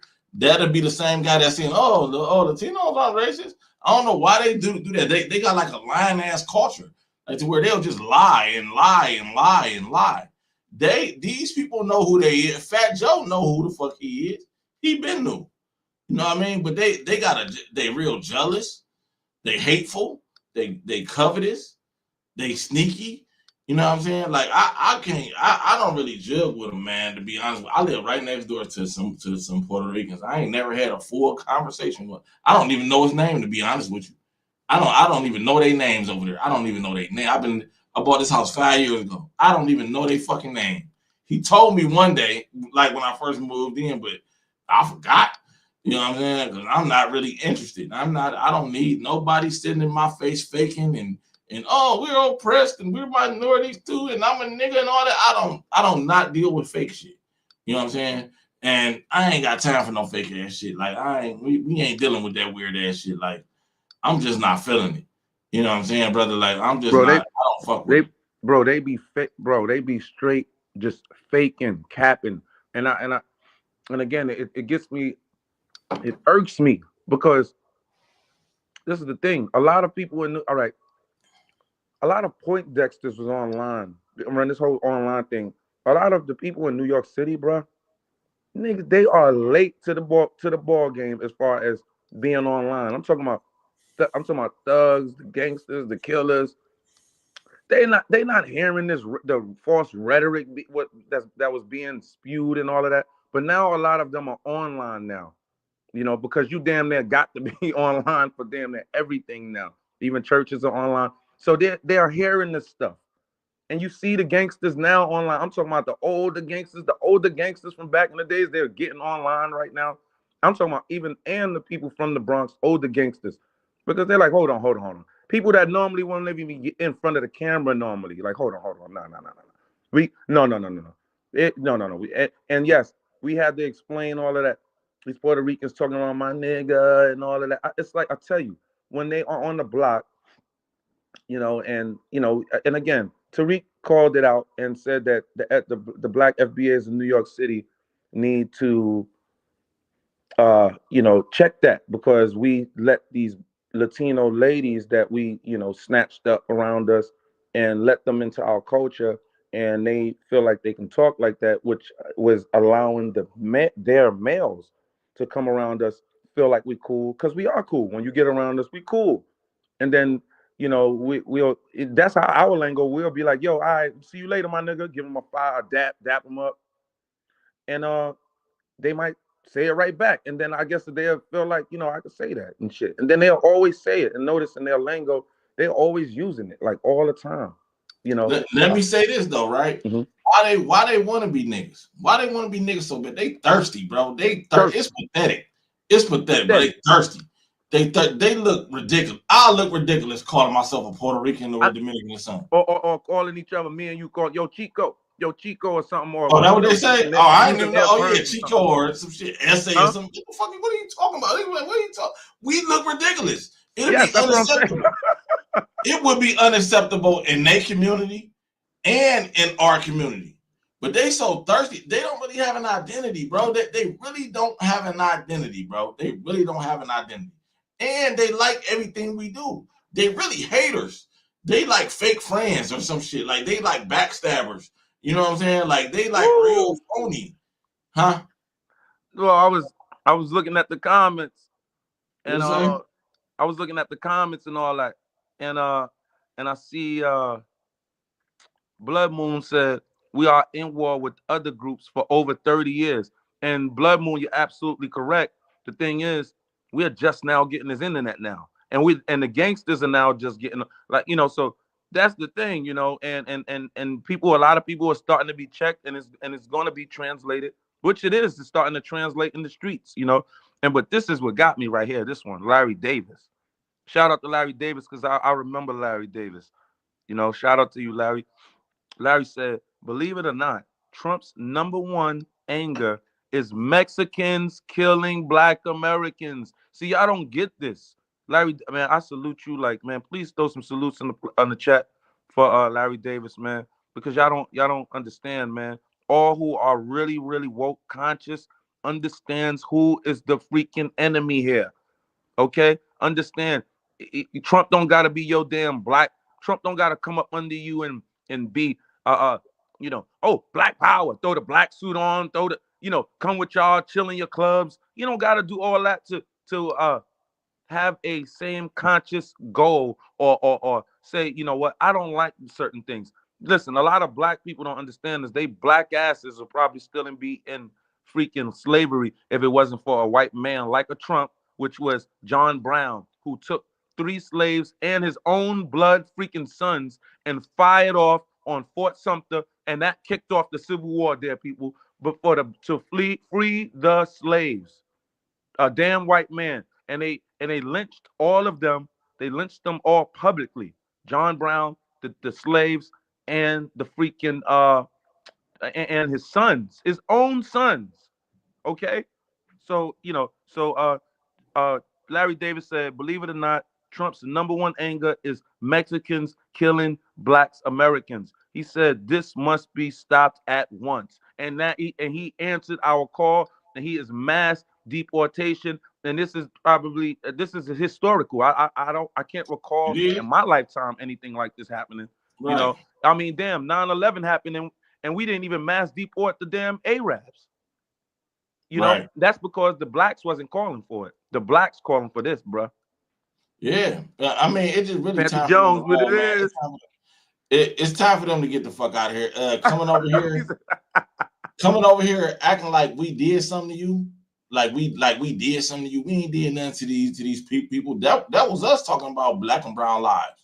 I bring that up all the time. That used to be a black man would get beat up by the police, and it would be automatic. They would say this black man got beat up by the police, and this and that, and that's why black and brown need to stick together. That's why black and brown men in this country are being targeted by the police. Latinos never been targeted by the police, never. But we always included them in our stuff. You know what I mean? Because we seen them as another minority group. Fuck that. That shit is dead. That shit had never happened again.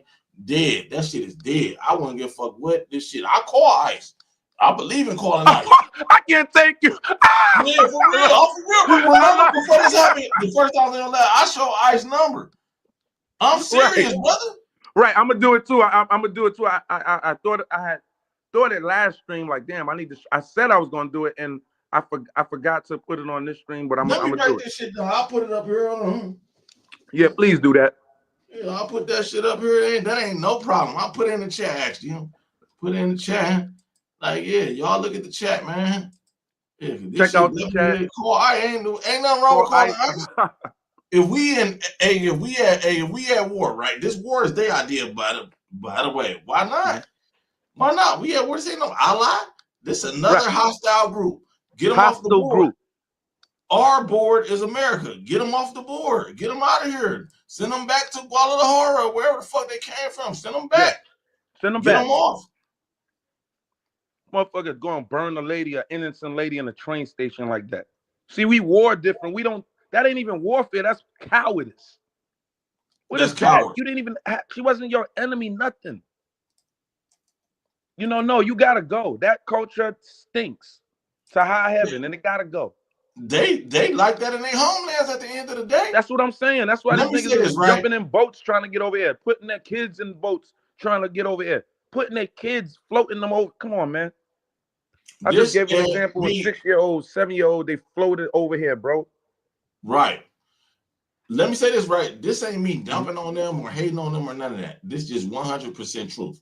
This is the most dangerous place in the world, the most dangerous cities in the world is in Latin America. They got all of them. They got, I'm gonna say majority of them. The most dangerous places on planet Earth is in Latin America.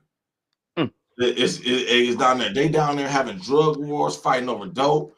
And that's it. Even if you look at it, any Latin American army, don't nobody go to them for help. If a war break out, nobody say, let me get some troops from Venezuela or let me get some Mexican troops or none of that. No, their armies only fight the cartels, only fight in there. They're having a big dope war.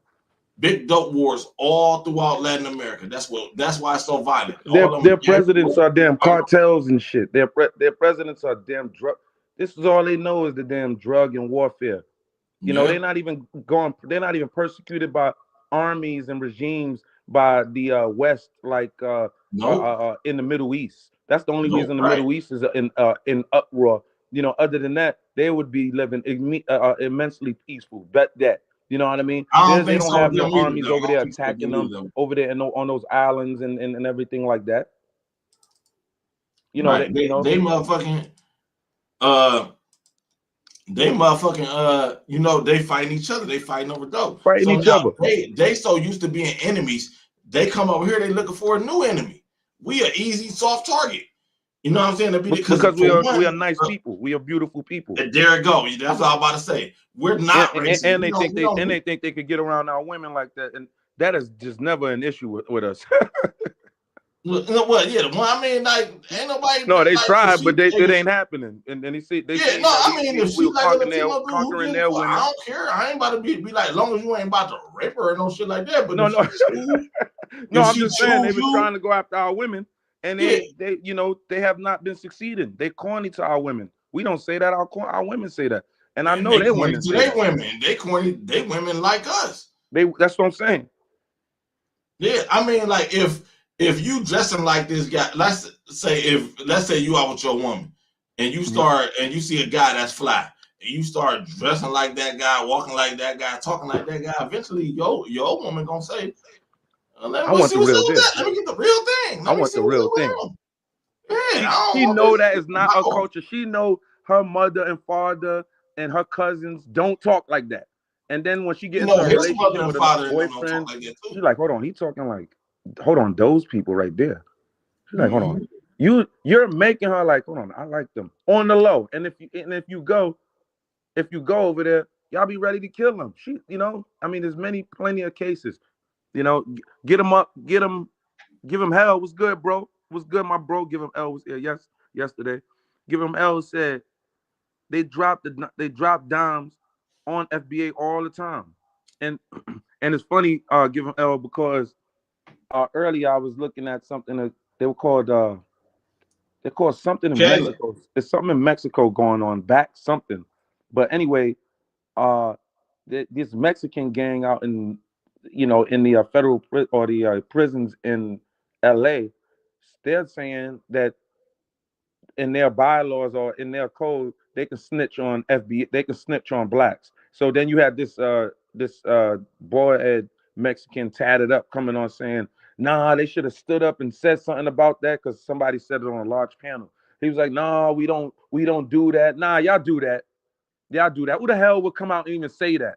Why would your people even say that? To freak out my damn face. In their gang, it's okay. It's okay. They will not be violated, y'all, to snitch on us. See?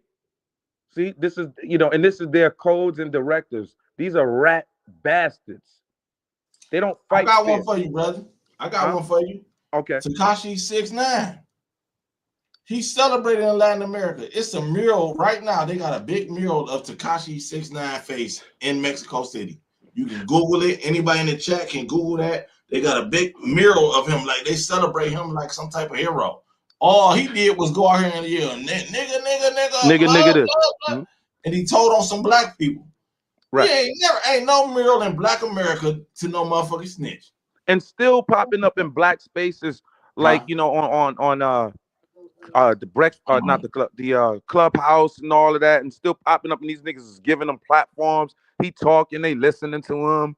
He's like, yeah, that this how he talking. Yeah, that nigga Jim Jones. I'm like, these niggas, and they listening to him. They not even, he's on there with Whack 100 and all of them. I'm like, come on, bro. Come on, bro. Know what I'm saying?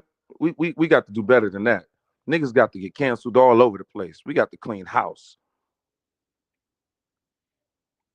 Know what I'm saying? So that's just the way I feel about the whole situation with these Hispanics.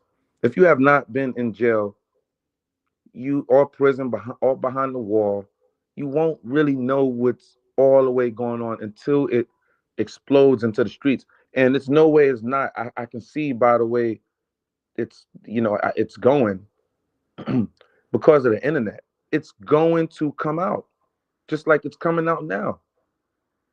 Before the internet, we didn't know that Joe was flapping his gums like that. We didn't know that he created a song called "Nigga, Nigga, Nigga, Nigga, Nigga, Fuck Nigga." He was like, "Who the hell gonna stop me from saying nigga?" We didn't know that. Notice this though. He didn't say that this is my culture. I'm a nigga. This is my culture. This is who I am. No, he said y'all ain't gonna stop me from saying that. This was Then he said that. Then he said the on L's. Then the he said table. the Latin rappers are better. The Latin rappers are the best. But you doing our culture. If you was the best, you be doing it at home, man. I'm so over them folks, bro. Them folks, they just weird for real. Yo, They just Geronimo Jones said that I hear about academics, bro. That shit, bro. I could not even listen to, bro. I want to fight, bro. You don't understand, bro. You know, I heard he said niggas when something they to a see little boy. academics, it's supposed to be on site. We cannot have this type of stuff, bro, no more, bro. We letting these type of people. I literally played that shit for my son, bro. My son is 9. I played that shit for him, bro. I needed him to see how these enemies are coming, bro. You know, we cannot be having that. My son playing the damn game right now online.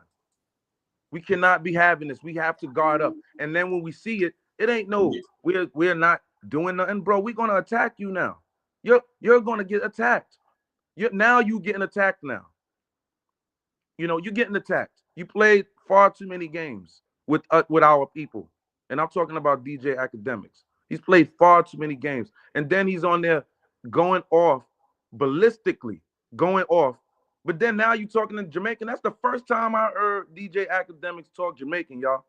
Now you talking Jamaican, trying to hide behind the Jamaican cloak of they're not gay, and that right there is of a fucking myth that Jamaicans are not gay. Nigga, y'all just try to push that agenda over here, that gay shit, nigga. Y'all be going that way too, nigga.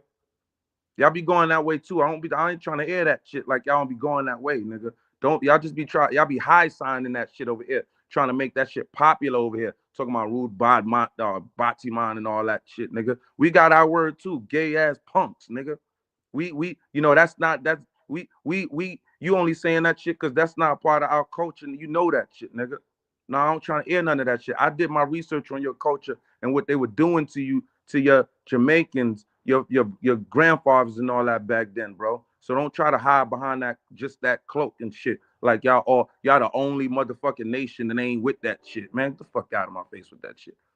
But nah, man, DJ Academics need to be pulled up on, and that is a fact. What I mean, when we see him, it is on site. Wherever he's seen, it's on site. If I seen him, I'm punching him square in the mouth, bro. If I see him, what it's like he's gonna get it, bro. He's gonna get it, bro. And he's done now. He think this is gonna go away. You're finished. He's finished. So yeah, I wasn't even gonna touch on that, but Geronimo Jones, you know what I mean, touched on something right there that I was like, I don't know if I want to talk about that too much because it's gonna, it's a bit too emotional, for me. I don't like that shit. How you gonna just talk like that? You clown. I couldn't even listen to it, bro. Had to let my son hear that because I have to let him. Now I have to get him pre-programmed to this crap, bro. Now he have to be subjected to hear this stuff for him to guard up for this stuff. Freak is wrong with these nasty punks, But the people like Academics, these people, they have been his bosses. They're just like him, and they all have largely been being protected until now. See, there's a God energy and a God force that's up healing, uprooting these evil, malicious characters and bad actors in our community, coming and infiltrating, coming there talking about some damn Jamaican shit. Never heard that man talk a damn Jamaican in my life. And now you trying to delineate from the black FBA academics. I hope he do. From No, I hope he do too. But I didn't I'm see the just saying, video. it's funny how you want to do that now. It's like trying to say I'm Jamaican, nigga. You're black. Even if you was to say you're black, what's that saying? Like, oh. From me, I took that as you're saying I'm Jamaican. Oh, so if they would have considered you black, that's being gay and shit is a black culture? No, fuck you, nigga, because it's not. You know what I'm saying, bro? Yeah, I mean, my thing with the dude, he been a weirdo to me. I mean, I don't watch this. I'm not entertained by it. I'm not interested in it. I could probably only watch a couple seconds of him, and I gotta go do something else. Like it's not really. He don't grab my attention. Never have. What I mean? I just know who he is because he's popular. He's been doing this shit for a minute, but I seen a couple interviews on, but he been a weirdo to me. You know what I'm saying? Like he been a weirdo to me, but yeah, that dude ain't outside. He ain't outside doing nothing, man. He ain't going outside. He not around. He's sitting in the house. He's sitting in the house most of the day. He not doing shit. He ain't got no bitches, nothing. He a lame. If he goes somewhere, he gonna have heavy security with him. You know what I'm saying? He just a lame dude, a lame internet dude. You know what I'm saying? Like it's a lot of these guys out here, like, you know what I mean? And they ain't really using their platform for them just to speak on other people's business. That's it. So you know what I mean? Like a guy like, but as far as that shit is concerned, yeah, from what I see, I haven't seen the whole thing, so I'm kind of holding back my opinion. But from what I heard, if he did everything that they said that he did, talking to a little boy like that and all that. He did. He admitted it. Oh, he admitted it. He admitted it. He went on the Okay, stream. well, yeah, he did. You know, they checked him on the stream. He went on the stream because I guess one of the people that's involved, you know, said, nah, bro. One of his, I guess, friends was like, nah, bro, you're gonna have to apologize. And they were all live on air. DJ Academics threatened motherfuckers, talking about record labels was gonna pay him $3,000 to keep that guy's name on his on his uh on his chat, and you know, as a label, and he's gonna keep speaking about it. Nah, nigga, that dude, nah, nigga, we not with none of that. So he's threatening everybody, you know, and the bloggers, you know what I'm saying, and that poor kid, you know what I'm saying, that he was talking to nasty, talking about, you know, yeah, you know, if you have a brother, you know what I'm saying, you'll talk to him, you know. Nah, we don't talk to our brothers, little brother like that. I smack your face off, bro. We don't talk to our little brothers like that. We don't talk to our little brothers about no damn We sex, might say bro. something like, nigga, you ain't like nigga, with your girlfriend and you ain't got no girlfriend, but from what Yeah, I heard something you like talk that. about. I heard shout out to SETI. What was it? What is it? SETI News. Said something. I Oh, forget his name. Sarah Student City? Who? Not The shout out to light him skinned too. dude? Shout out to General SETI too. I was Oh, talking General about City, okay. SETI Nash or Nash SETI. SETI Oh, Nash. I don't know what that one is. I think anyway. Yeah, I was listening to him, but yeah, man, nah, man, it's not a good look, bro. You know, he was saying what you were saying. That's what I was saying. You know, he said the same thing you said, and I get You that. might be like, nigga, with your girlfriend, Yeah, and right, you ain't right. got You no know what I mean? girlfriend. But you're not gonna be, We ain't about to be talking about you sucking some dude off or some shit, a fucking some dude. dude or some shit. Yeah. Nigga, you better not be fucking some dude, nigga. That's what better not be happening around here, Right. nigga. That's what we were talking to them about. Right. Yeah, but Giving we them ain't about to guidance. be going all in deep like that. Oh, with your little girlfriend. Oh, I see you are. You got your little, you know what I'm saying? Yeah, I see right. you. Got you a little red bone. All right, I see. Got you a little dark skin.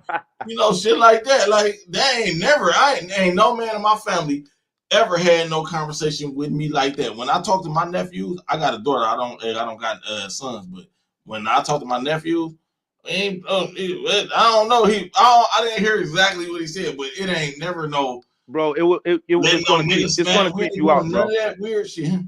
It's gonna creep you out. It's gonna creep you out, man. Yeah, I'm gonna have to see that. You're not even gonna be able to listen to. And I got a nephew. This nigga almost 30, so he a man. He a man. He's a man. He's a man.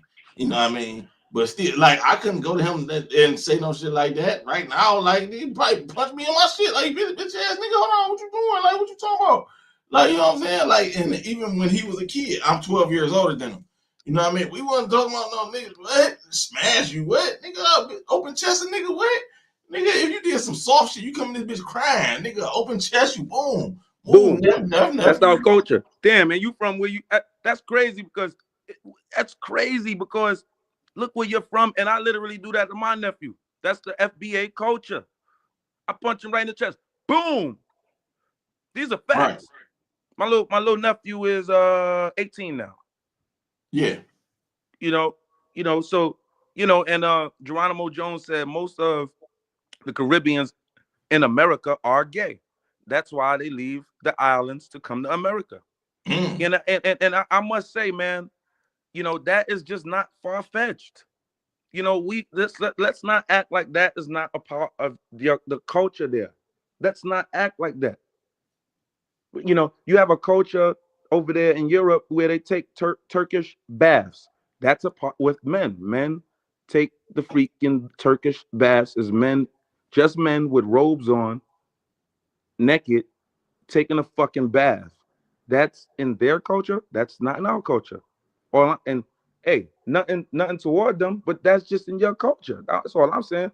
These Caribbeans that come over, you see.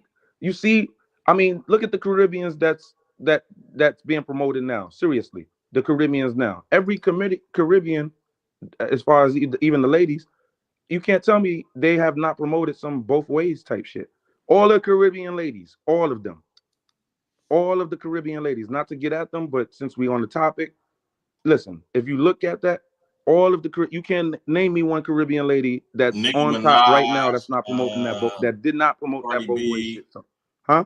I said Nicki Minaj, Cardi B, they all talk about, you know, Rihanna, they push. motherfucking Mariah Carey just signed Rihanna's damn titty. Just sign what?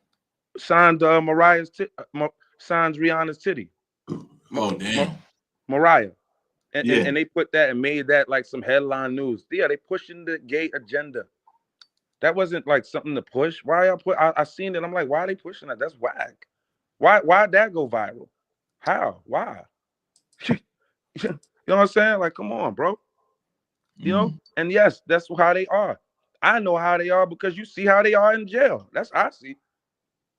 Mm-hmm. You know what I'm saying? And then you gotta give them hell. Said gays all over the world. Afghanistan even got boy lovers quiet as kept. I All seen over that. the world. Yeah, I seen that. All over the world. But the thing is, it was that gay shit was not a part of the black culture, and it's still not. They attempted to make it part. That's why they had to create a name and go on a campaign and all of that, and do all type of marches and threaten people. Nigga, you couldn't say nothing gay. They damn near send the feds at you damn near at one point, bro. Right. Come I on, mean, man. my thing is this, right? You know what I mean? We always had gay people in our culture, you know what I mean? Like gay people, and we don't discriminate against them. We love them, you know what I mean? But we don't push that shit. That ain't pushing, niggas ain't pushing that. You know what I'm Nah. saying? We always had, everybody got a gay cousin, gay uncle, Right. little Richard was Yes. gay as fuck. You know what I'm saying? Shit like that, you know what I mean? But that ain't never been a part of the culture. We It don't was push something that to that's our definitely children. not, huh? We don't push that to our children. No, we don't. We definitely don't push that. That's frowned upon. Actually, it is what it is. Like they say that They tried the to black make community is. laws saying that the women, the children, have the right and can get their sex change before 7 years old. Really? Nah. Really? This is the government that was trying to Period. come No, in, and I this don't. is the If law you that they was grown, about to pass. One of the laws. if you grown and you want to do some shit like that, that's your business, and they can't stop you from doing that. That's your business. I don't agree with it. I'm saying absolutely not. That yes, you should never do no shit like that. But as a kid, you can't make no decision like that. Niggas ain't buying no niggas. One nigga, if it was a gay dude, like the gay dudes in the community, like it wasn't that many openly gay dudes in the community.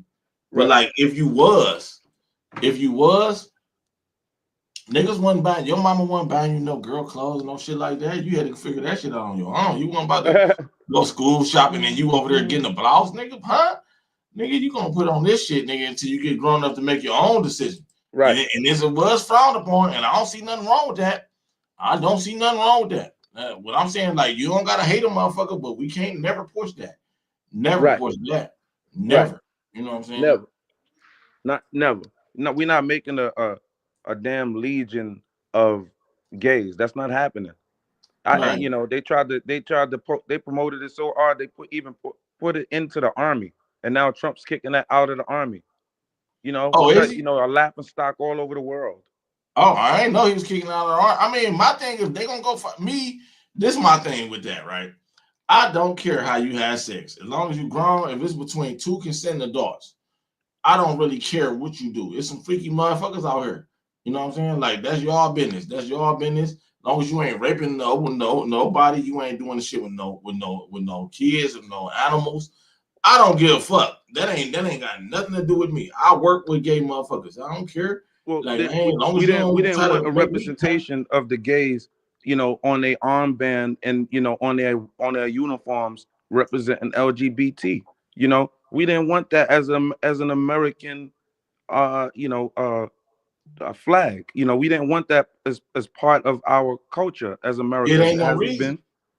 been? Huh? It ain't no reason. It ain't no reason to have that out in front like that. You're a soldier.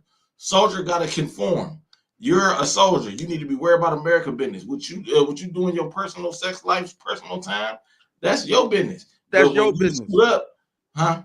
Yeah, right. I concur. Yeah, when you suit up, it is what it is. You suit up. You suit up to be a soldier. You need to play your position. Period. That's how I look at it. Period. Like, long as if you doing your job and you gay, I don't give a fuck.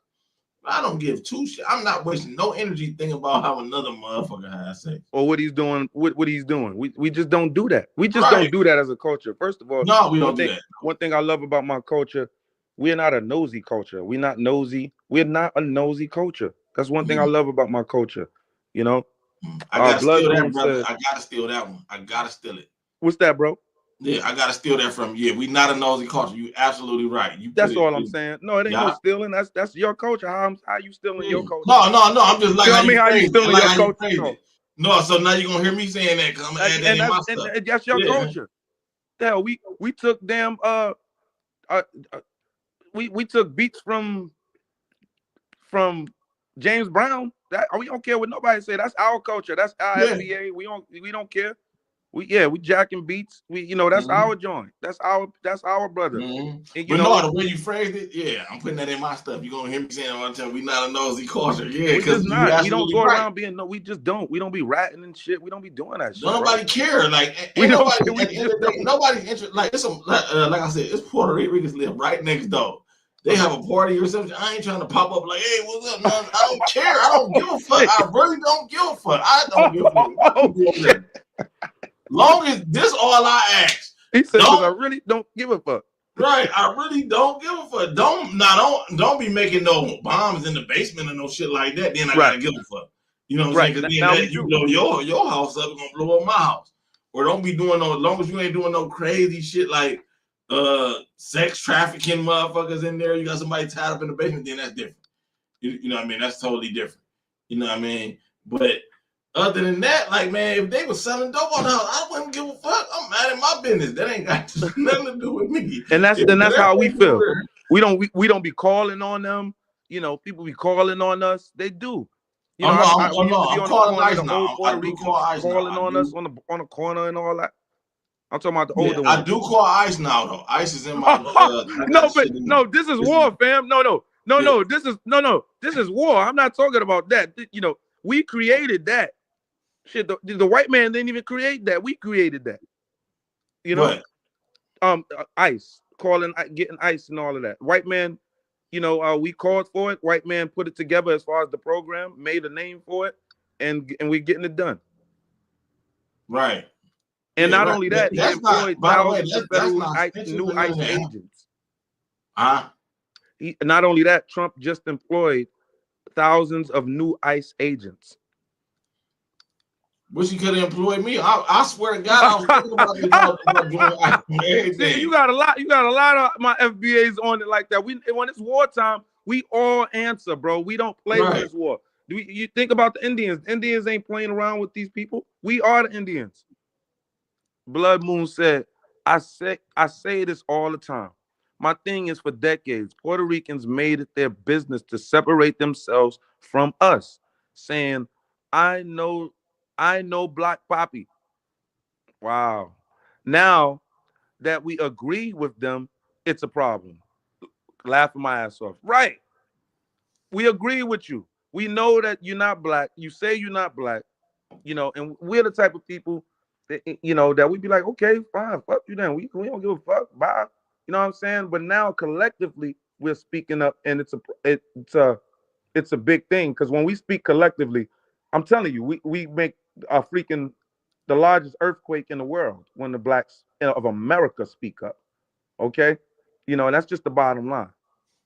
Mitchell, Michael Randall said, Michael Randall, what's up, Mike? What's good, bro? Don't care much for Latino. Oh, I like that right there. I like that. The Latinos don't care much for the Latinos and their lying selves. They find out what the dominant society really thinks of them. Not my people, not my problem. Correct. And I'm seeing online, it was Philip from the African diaspora. I forget what but he's now even getting on the FBA code. We are all ditching this. I don't know. I'm not even gonna go there right now. But anyway, uh, he shared this video of this Mexican lady, talking about the blacks should help, with the immigration and stop allowing this, and we should be have more humility and things like that. Nah, shorty, it's war time. You have been here long enough. We have I gave you a chance to see how you would be around us. We the ones that fought to get you over here. That's our bad. and now we are correcting our bad. We are correcting what our grandfathers did, and that's just final. You have to go. You have to go, especially your warmongers that's over there in your failed village over there that's floating around, swimming over here, burning people for no reason, setting them on fire with a blowtorch, mind you, in the subway, and doing all type of other heinous acts to my black FBAs in New York City, and I hear it going on everywhere else, and that's why we are saying no mas. Geronimo Jones said Saucy Santana is Dominican and Jamaican. I'm not sure who Saucy Santana is, but the thing is, if you have the mindset of the oppressor, and if you have that mindset, you know, you have to be burned also. You have to be put into our FBA pressure cooker, and you will be put in there. We sparing nobody. And when you have the war generals of the black FBA community standing up, your ass is grass, and we are the lawn mowers. That's just the bottom line. We're not playing around this time around. Okay, we're not. You almost had us. You almost had us. You almost had us detached from our true roots and essence, like how our forefathers were moving in the 40s and 50s and 60s. All right, you almost had us, in the 80s and 90s, become detached, and you tried to detach us all the way during these stages of the 2000s. But we are not playing around. We are all conscious, and we are moving and beating at the same vibration. What blacks is jumping online talking about some other race. I have never even seen that until now. Even look at this comment right here, this one right here from Michael Randall.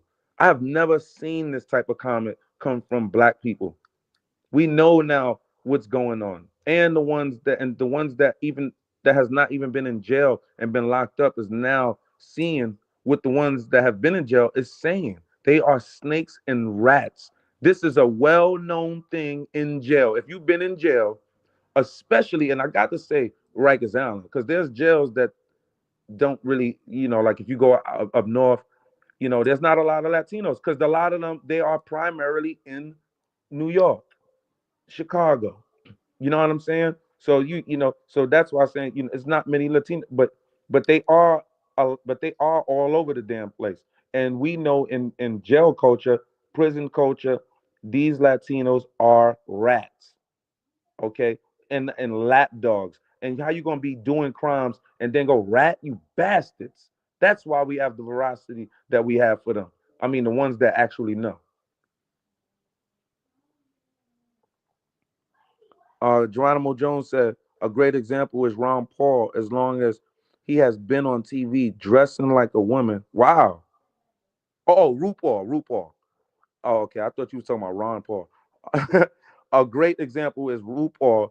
As long as he has been on TV dressing like a woman, that black man never pushed that gay agenda on the black people. Correct. Correct.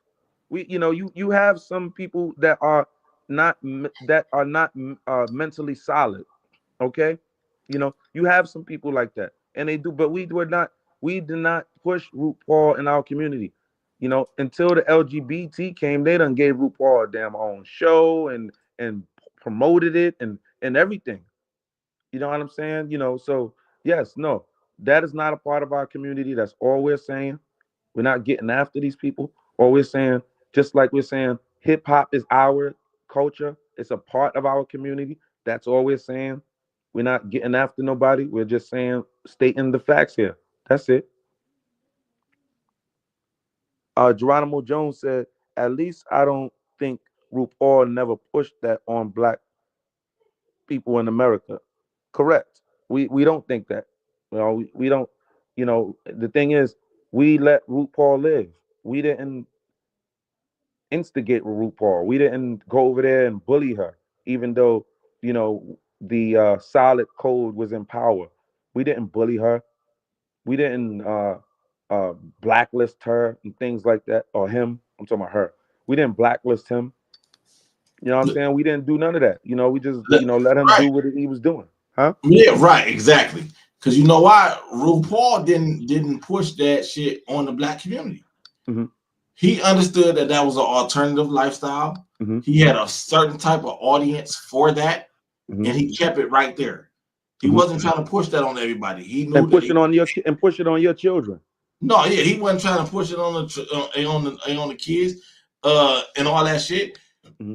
He had a show that came on in prime time. It was for a certain demographic Mm-hmm. of people. That was his thing.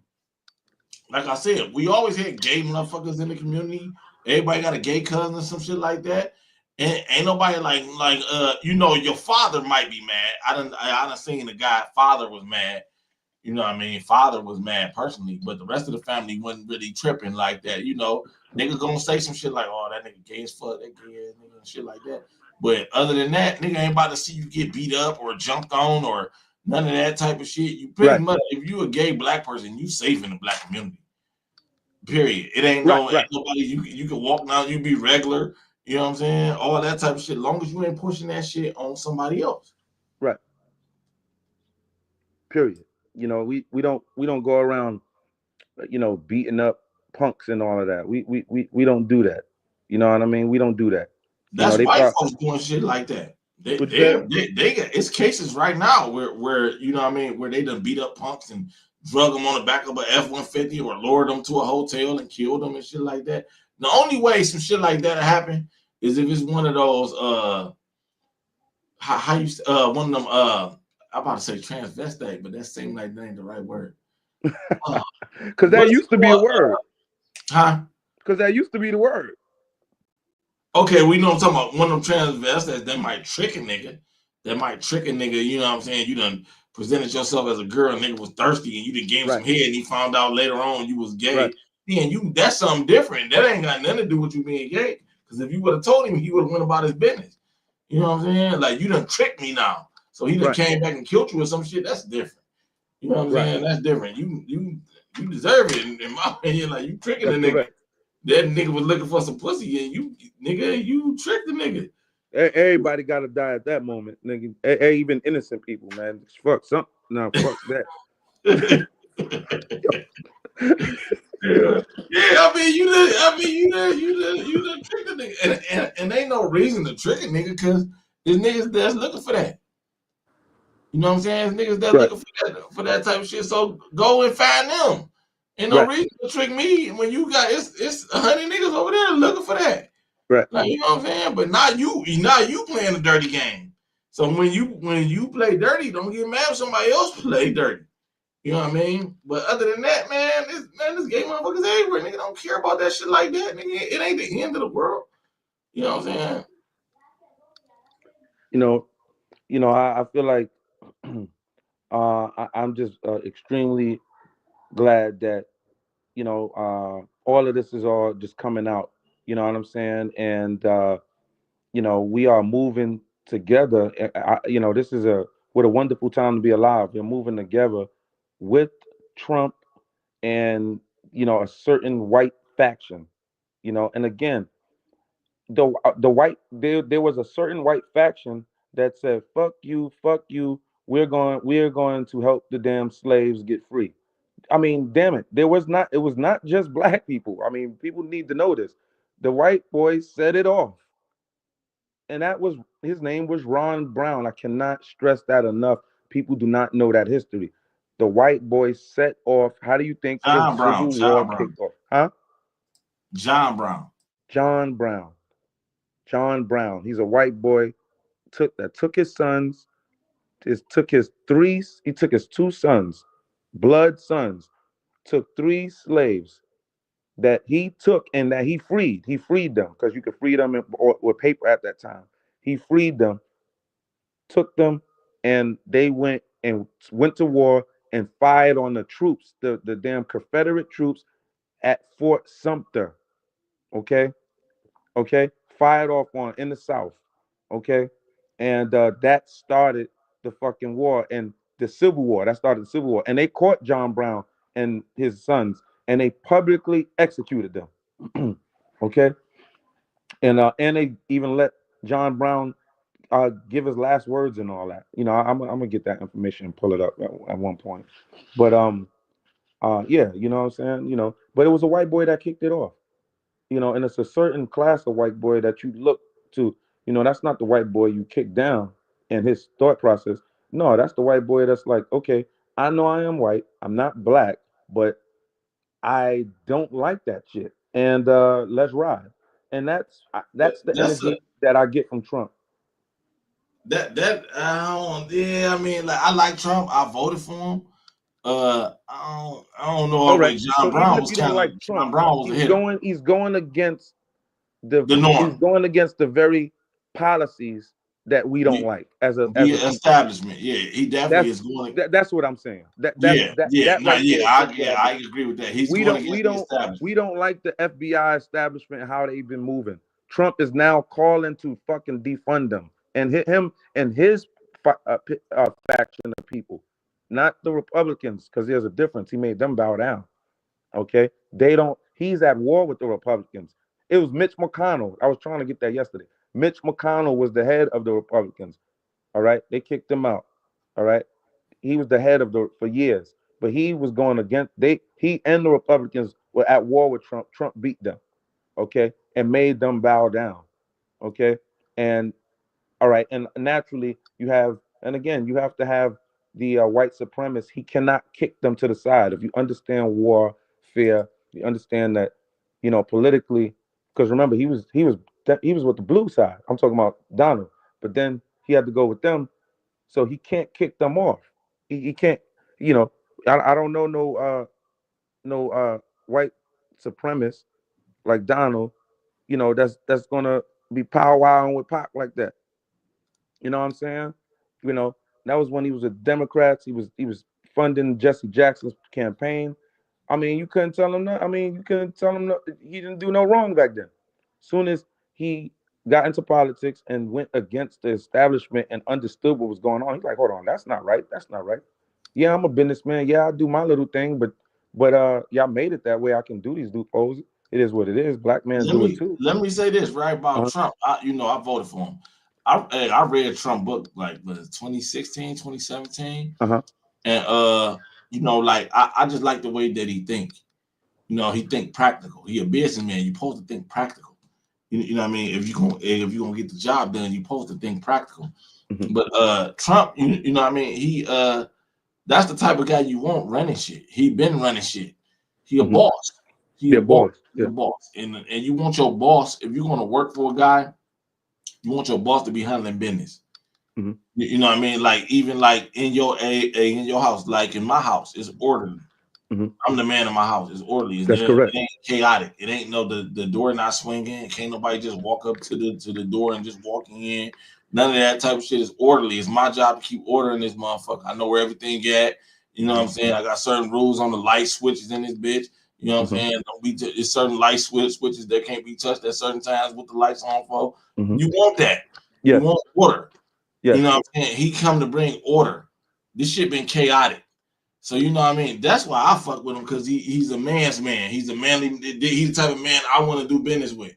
I Yes. want a man that's gonna be straight up with. You don't have to like me. Right. You actually hate me, but let's do business. Correct. Come to the business. Let's handle business like Let's men. handle business, and that's the type of Yeah, people and that I then we just go let our my. separate ways. That's it. And I don't know nobody who actually attacked child support like Trump did. Trump attacked Oh child yeah. support. Let's go. Throw it up. Throw that fist up. You know what I'm Mm-hmm. saying? Trump freaking is trying to get rid of child support for us people. And you don't even know that. And that is strictly for that black man. You know what we going through with that, y'all. Yeah. You know, you I, know. I don't got that problem. You know what I No, mean? no, no. I'm Don't speak talking on about that bullshit. in But no, general. I know. No, I done seen the nigga. That child support like the boogeyman on these niggas. I swear to Yeah. God. I done seen a grown man like, fucking bitch. She got me a fucking bitch. They got my money. I done seen a grown niggas break down. Nigga, he can't do nothing. And I'm a truck driver. I'm in the truck industry. We get paid very well. You know what I mean? We some of the top earners. You know Right, what I right, mean? right. A good Heck truck yeah. driver, huh? Heck yeah. You know, a good truck driver can easily 80, 90, 100,000. I didn't hit a bunch of $100,000 dollar a year years. I done hit a bunch of 100,000 years. You know what I'm saying? I'm 80,000 normally. You know what I mean? So The like, trucking industry went and voted for Trump. yeah, hell yeah, we did. Yeah, we said drill, baby, drill, baby, drill. That they don't even know. The normal people don't even understand what that means. When you digging some minerals or some oil or whatever out the ground, somebody got to move the dirt. Somebody got to move the equipment. Somebody got to move the shit you drilling out the ground. It's gonna require a bunch of water. Tankers are full of water. You not just a whole tanker full of water. That just opened up so much money. Just the fact that you going in the ground and drilling that shit. So the trucking industry, that shit. That's how I bought my house off fucking oil field. We was down there drilling Trump's first administration. We opened up that oil field. I heard everybody was eating when Trump was president. I really did, man. Gas was as low as I ever seen it. They flew us to Texas.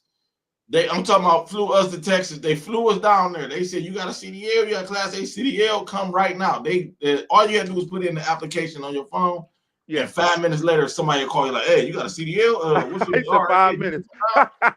And they said 100,000. We was getting 97,000. Getting that money. Putting the mirror back on top. Getting that money. Yeah. Right. Like they flew us down there, put us in dope hotels, fed us, gave us money. I'm like, what the fuck? Motherfuckers got us fucking going down the street screaming about some other shit that ain't about that bag. Mm-mm. You know, let me say this to anybody in the chat. If you look for a good job, I don't know, it's kind of getting saturated now, but if you looking for a good job, get into the trucking industry. You got a for sure job.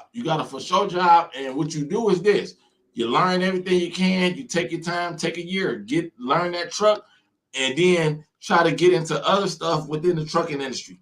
Hazmat. I drive hazmat. I'm a hazmat driver. You caking. Yeah. I'm gonna say, but there's other shit. You can get in the hazmat. You can get in the tankers, doubles and triples. You can run the border. You in New York, taking some shit out of New York City and running it over to Canada. That ain't Canada. That ain't that far away from New York City. I'm not sure what, 6 hours, 5 hours. Yeah. Canada is right there. Yeah. So boom. You know what I mean? I used to go in from over there by Buffalo and Niagara and all that. I used to go over the border over there. Yeah, right over the border. They pay top dollar to cross the border. Yeah. Because everybody ain't got a passport. Everybody can't go over there. So you got a passport with a CDL, or you got a hazmat endorsement, or you got something you gonna want to do something special. You gonna make some good money. It is work. You gonna work. But you know what I mean? You can make some good money. Even just being a trucker in New York City. Just because of the way that New York City is set up, you can't really bring a truck in New York City. So if you a truck driver coming out of New York City, man, you gonna command 100,000. Yeah. You know what I mean? Just because if you got, especially if they want you to go in the city, see, the streets of your city. That's your city. And all that shit got to come in there on the truck. So they might sit on a box truck, a small semi, something. It's a lot going on. New York, you can't miss. I really do like the trucking industry and everything, and investing in the trucking industry. I'm investing in something else right now, but I did tap into that industry at one point because I grabbed my CDL Class B license, right, and then I started taking practice tests. I mean, not practice tests. I started practicing with the 18-wheeler, right. But when it came to backing up, bro, and then my mom had passed, and I'm like, you know what, man, I ain't going back to that shit, man. That's what happened, bro. I'm just telling you that's what happened. But I salute motherfucker I say this, I'm glad I'm saying this now, but I say this all the time. It's like when I see military men, I really admire what they do, and I salute them, and I tell them that every time I come across them. But truckers, I salute you. They think it's just truckers. They think it's just, oh, he's a trucker. That nigga, if you're a trucker, nigga, that nigga is striped up. Meaning, y'all are y'all are mechanics. They make you gotta be a mechanic, damn. You're damn mechanic. I mean, Your level of thinking has to be niggas. They are driving a missile. You don't understand this. It's a missile on the ground that that they are that they are in control of your life and their life on that road. Okay, and it's so much that they have to learn. You think it's just one little book, yo? It is so much that they got to learn, bro. I'm talking about they got to learn intricate parts of the engine, intricate. They got to learn.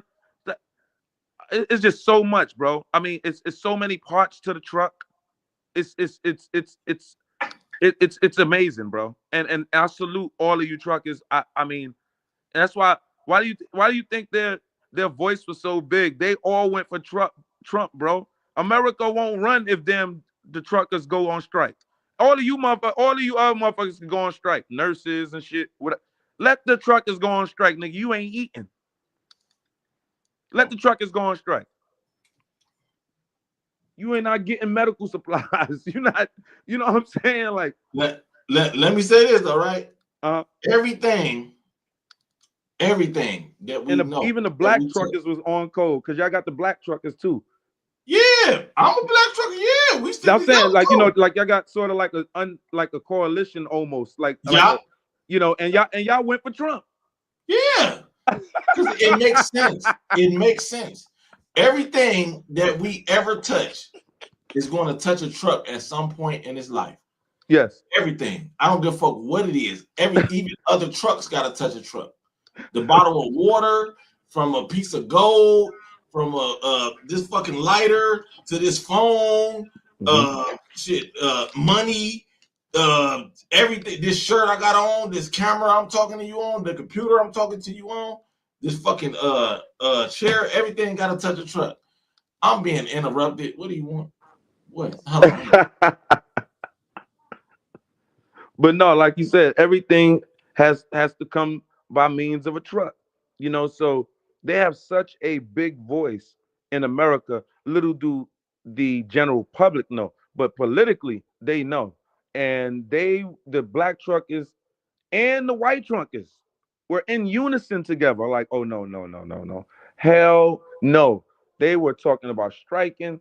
If Kamala would have won, and it's not just Kamala, and you got to remember, Kamala is not even FBA. Kamala is a freaking Indian, East Indian. All right. Kamala is not a FBA, nor is Obama. Obama is not FBA, nor and it's not just that they're not FBA. It's not just that they do not think in the FBA mindset. Okay, these offshore, these Caribbean island people, they come over here with their damn chin up above normal, okay, around us, and that is not right.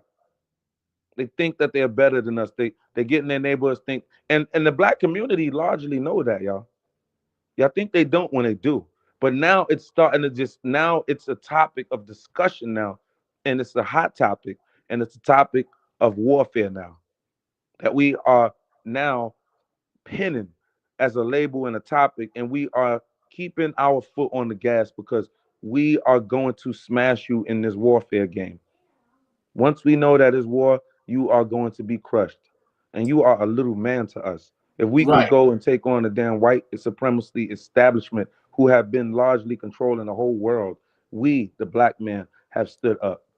Not you, Spanish man, or you islanders. It's been us. Let You me come say over this, here right? and be respectful when you come over here. What you said, bro? No, I said, let me say this, right? Uh-huh. They don't got no hit. They don't even know where to start. They ain't about to fight no white folks. They ain't really got a leg to stand on, because if they challenge white people gonna tell them flat out, what are you doing over here then? Are you not in your country? And they ain't gonna have no answer for that. They gonna have no answer for that. Come over here trying to come over here trying to gang up. Come over Yeah, here like Puerto Rico and then Jamaica. They trying to gang up. Nigga, why y'all not staying over there like you just said? Why gang y'all up over not staying there. over there and fighting for your land? Why is the celebrity Puerto Rican man that came to Trump, during his inauguration, right? Why did that Puerto Rican man say, "Oh, Trump"? He tweeted this. "Oh, Trump, Trump said that he's going to do more for Puerto Rico. Nigga, we don't. Why are you not in San Juan over there? Why are you over here? Why are you pushing and advocating for Puerto Rico over here? And you're not a Puerto Rican like delegate or anything. You're not in the Puerto Rican caucus. So why are you advocating for them? Let me You know, say this, right? uh-huh. Trump don't even like Puerto Rico, to be honest with you. No, they don't. No, they don't. He like us more than them. Oh Cause we yeah, of real. course. That white Aryan I was playing showed y'all how they think. Trump don't respect a people like that. He Right. don't. They don't gotta You got like their us to own respect us. space. And this is what these people don't understand in warfare. Certain people don't gotta like us to respect us.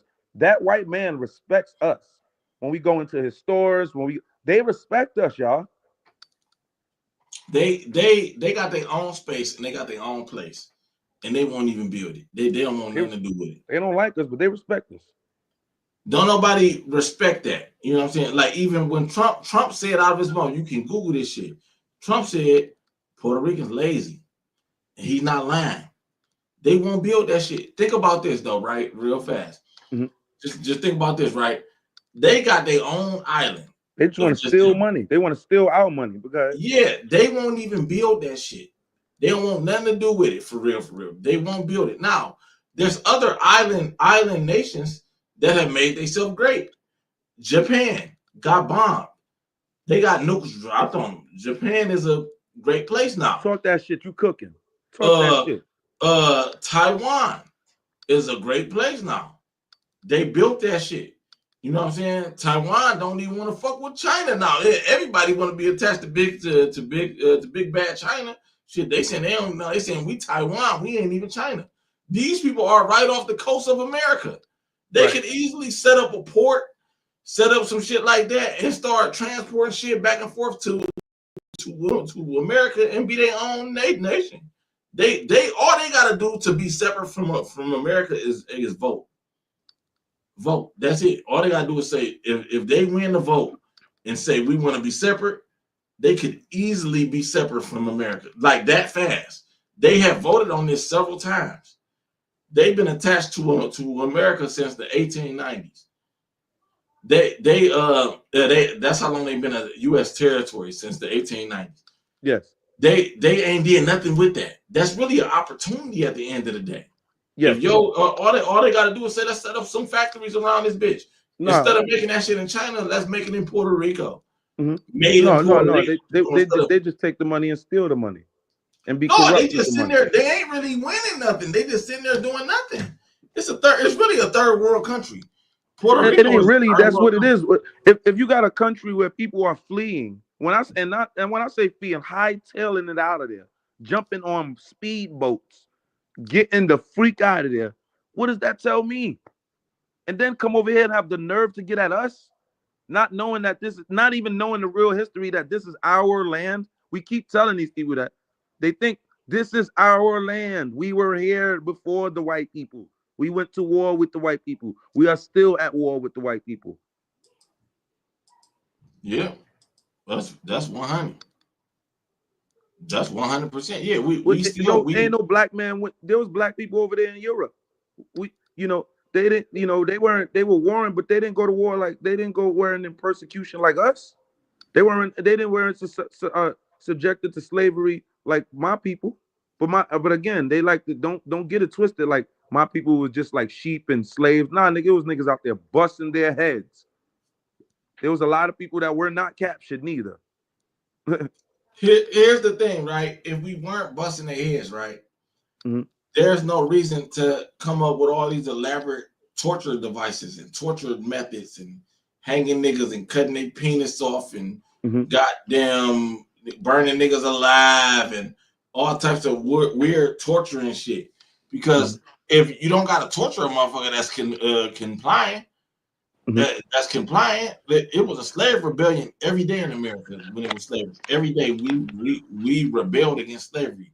A slave rebellion is just a slave rebellion against slavery. Now all of them wasn't major, but it's a bunch of motherfucking incidents of one slave saying I ain't taking this shit no more. I'm about to kill their ass. He went and killed one of them, or some shit like that, or either punch one of them in the face, or He done some shit like he done ran off the plantation every day. That's why they had to come up with all these elaborate laws and torture devices and all that type of shit. Man, I got a lot going on around this motherfucker. I'm trying to have a conversation. He bothering me here. But yeah. So that's why, you know what I mean? You know what I mean? Like they had to come up with all these elaborate torture devices and torture methods and buck breaking and goddamn whipping you across the back and all that type of shit. And I, and actually I didn't even think about it like that neither. Oh yeah. Yeah, like I said, put that in your stuff. Yeah, I took from you. Yeah, you put this in your stuff too. No, I'm That's just saying. I I just give credit where credit's due. Yeah, you my brother. We supposed to do that. Yeah, like bro, just like I said on the last stream. No one man is an island. No one man know everything in the world. Nobody can tell me if you're that smart. If they're that smart on the planet, please tell. It's the first thing I'd ask them. Where was I at before here, and where would I be at after here? Please tell me. You know what I mean? And no speculation. We need full facts. You know what I'm saying? Like, for sure. You know what I mean? Yeah, like like a lot of shit I ain't never heard until somebody said it.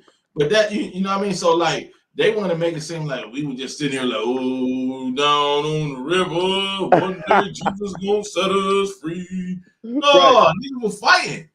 It's just they had to come up with all these elaborate torture devices, laws, slave catchers, all that. You don't need to think about this, right? If we were just on the plantation just fighting, we can watch plantations today where they got livestock. Livestock is on the farm, right? There's no livestock catchers. There's no fucking livestock torture device. You don't gotta torture a cow. Got it. That's a great example. The cow is complaining. That's a great example. Yeah, it's complaining. Great example. Yeah, so like we weren't just sitting here just taking slavery. It's just they was too powerful. Their system was extremely powerful. They had an extremely powerful system. Look what they're doing. It's almost the same system that they're doing in the penitentiary system. And bro, we went to war with them there, and still going. But we really went to war with them like in the 60s and the 70s in the pen, and the 80s in the pen. I have real receipts with that. Real actual receipts. Living people. That can tell you collectively that don't even know each other. That just been doing battle and persevering. That been in that warfare. That could tell you about all of that. Right. Yeah, right. Like even in the penitentiary system, if you look up the Black Gorilla family, okay, the Black Gorilla family, them niggas was warriors. Them niggas was soldiers. Them niggas was ex-black. Them niggas was Black Panthers and all type of shit. It was a prison gang. The Black Gorilla family. I'm gonna look them up. Huh? I'm gonna look them up. Yeah, it even spread it. The shit they was doing. It was a situation. I forgot. I fuck around, do a segment on it. I learned about this shit years ago. I forgot. It was something happened in the California penal system, and they had a riot in the California. The blacks had a riot in the California penal system, and then the following week, the New York penal system, the blacks in the New York penal system had a riot, like the following week, to show solidarity. These are two groups of black people that never met, Black Americans that never met, never interacted with each other. They ain't on the line with each other, nothing. But they show solidarity with each other. That's an incredible story. The Black Gorilla family, the BGF. You could come up on the stage. I put that link on the chat. In the chat, if y'all want, you could come up on the stage and express your views if you want to. Yeah, I gotta pull out, bro. My girl tripping. She on. I don't know what the fuck going on. No doubt, bro. I appreciate you, Vovo, man. Appreciate you from stopping by, comrade and brother in arms, man. Straight up and down, man. Always a good setting, man. Tap in with me anytime, bro. I'm gonna you already know I locked you in. I'm about to start my channel back up. I want to have you come on. Come on, bro. You already know. We swap information and all that. Yeah, I'm Vovo Rats. That's my YouTube channel. So that's you, right? Yeah, Volvo Ranch. Okay. Yeah, Volvo Ranch. Yeah, that's my. So I want to have you on. We talk some shit. You know what I'm saying? That we How you supposed to send build. private message? How do you send private messages through that? Oh, I don't know. What you want to I'll just go to your channel and figure it out. Yeah, okay. All right. But you be on here all the time, so I'm gonna stop back in. Okay, bet. No, I'm My talking name. about for when you create your channel and all that. No, it's already up. My channel already. I just ain't up. I ain't uploaded in a few years. No, I got you. Okay, all right, all right. My name. Yeah, Already know my Jeezy. All right, heart to yeah, heart. for Love you, sure. Brody. Peace. Yeah, boy, love you too, boy. Yeah, man. Yeah, my good people. So I did want to get on here and not lift one piece of pressure off of these people and enemies who have been attacking our people. Okay, they have been attacking our people in the jails. Okay, and now it's coming out. Now it's coming out to where you all are getting to hear this from people, not just us, but from everybody.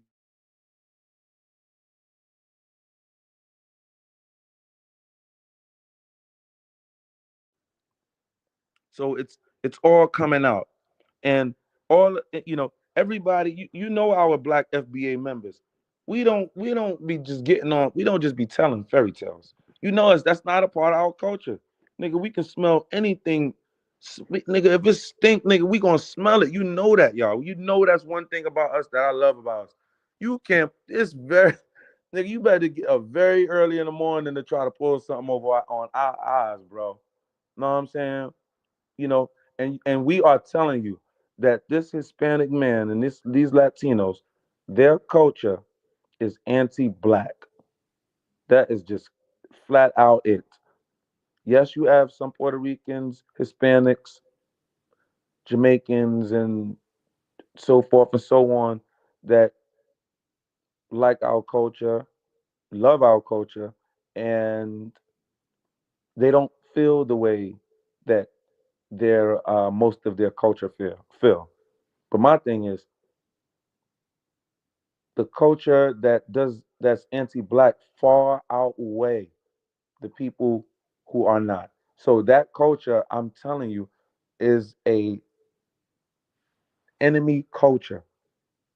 Okay, they are so much so the enemy. The white people, the white supremacists don't even like them. They are a slimy, sneaky people, man. And the reason why I say that, not to, I know it sounds harsh, like I'm like, damn, they're slimy, sneaky. But when you go to jail, if you go to jail, you understand what I mean, yo. You know what I mean? I would never talk like this before I went to jail. I've never talked like this before I went to jail, y'all. Never, ever, ever talk like this about another race, bro. Except the white people, except not just white people, like white people, the people that's white that have that white supremacist mindset, which is the majority of them. you know what I'm saying? You know what I'm saying? But I respect them more. I really, I mean, I know that sounds, but you're not a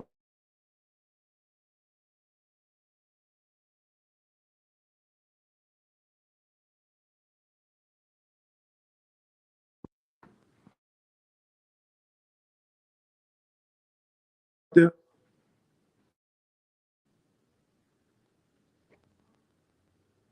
Can y'all hear me out there? Okay, I'm back. You are not a general or a captain or sergeant or been in any form of warfare, or even if you have been in warfare, going and doing battle is not just that's not all a part of warfare. A true commander is reading on warfare. He's understanding different forms of warfare.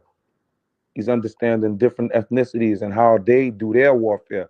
What's that? We just heard you. You just heard that white supremacists tell you how these Spanish people operate when it comes to their form of warfare. Blacks don't operate like us. Like Kendrick said, they're not like us.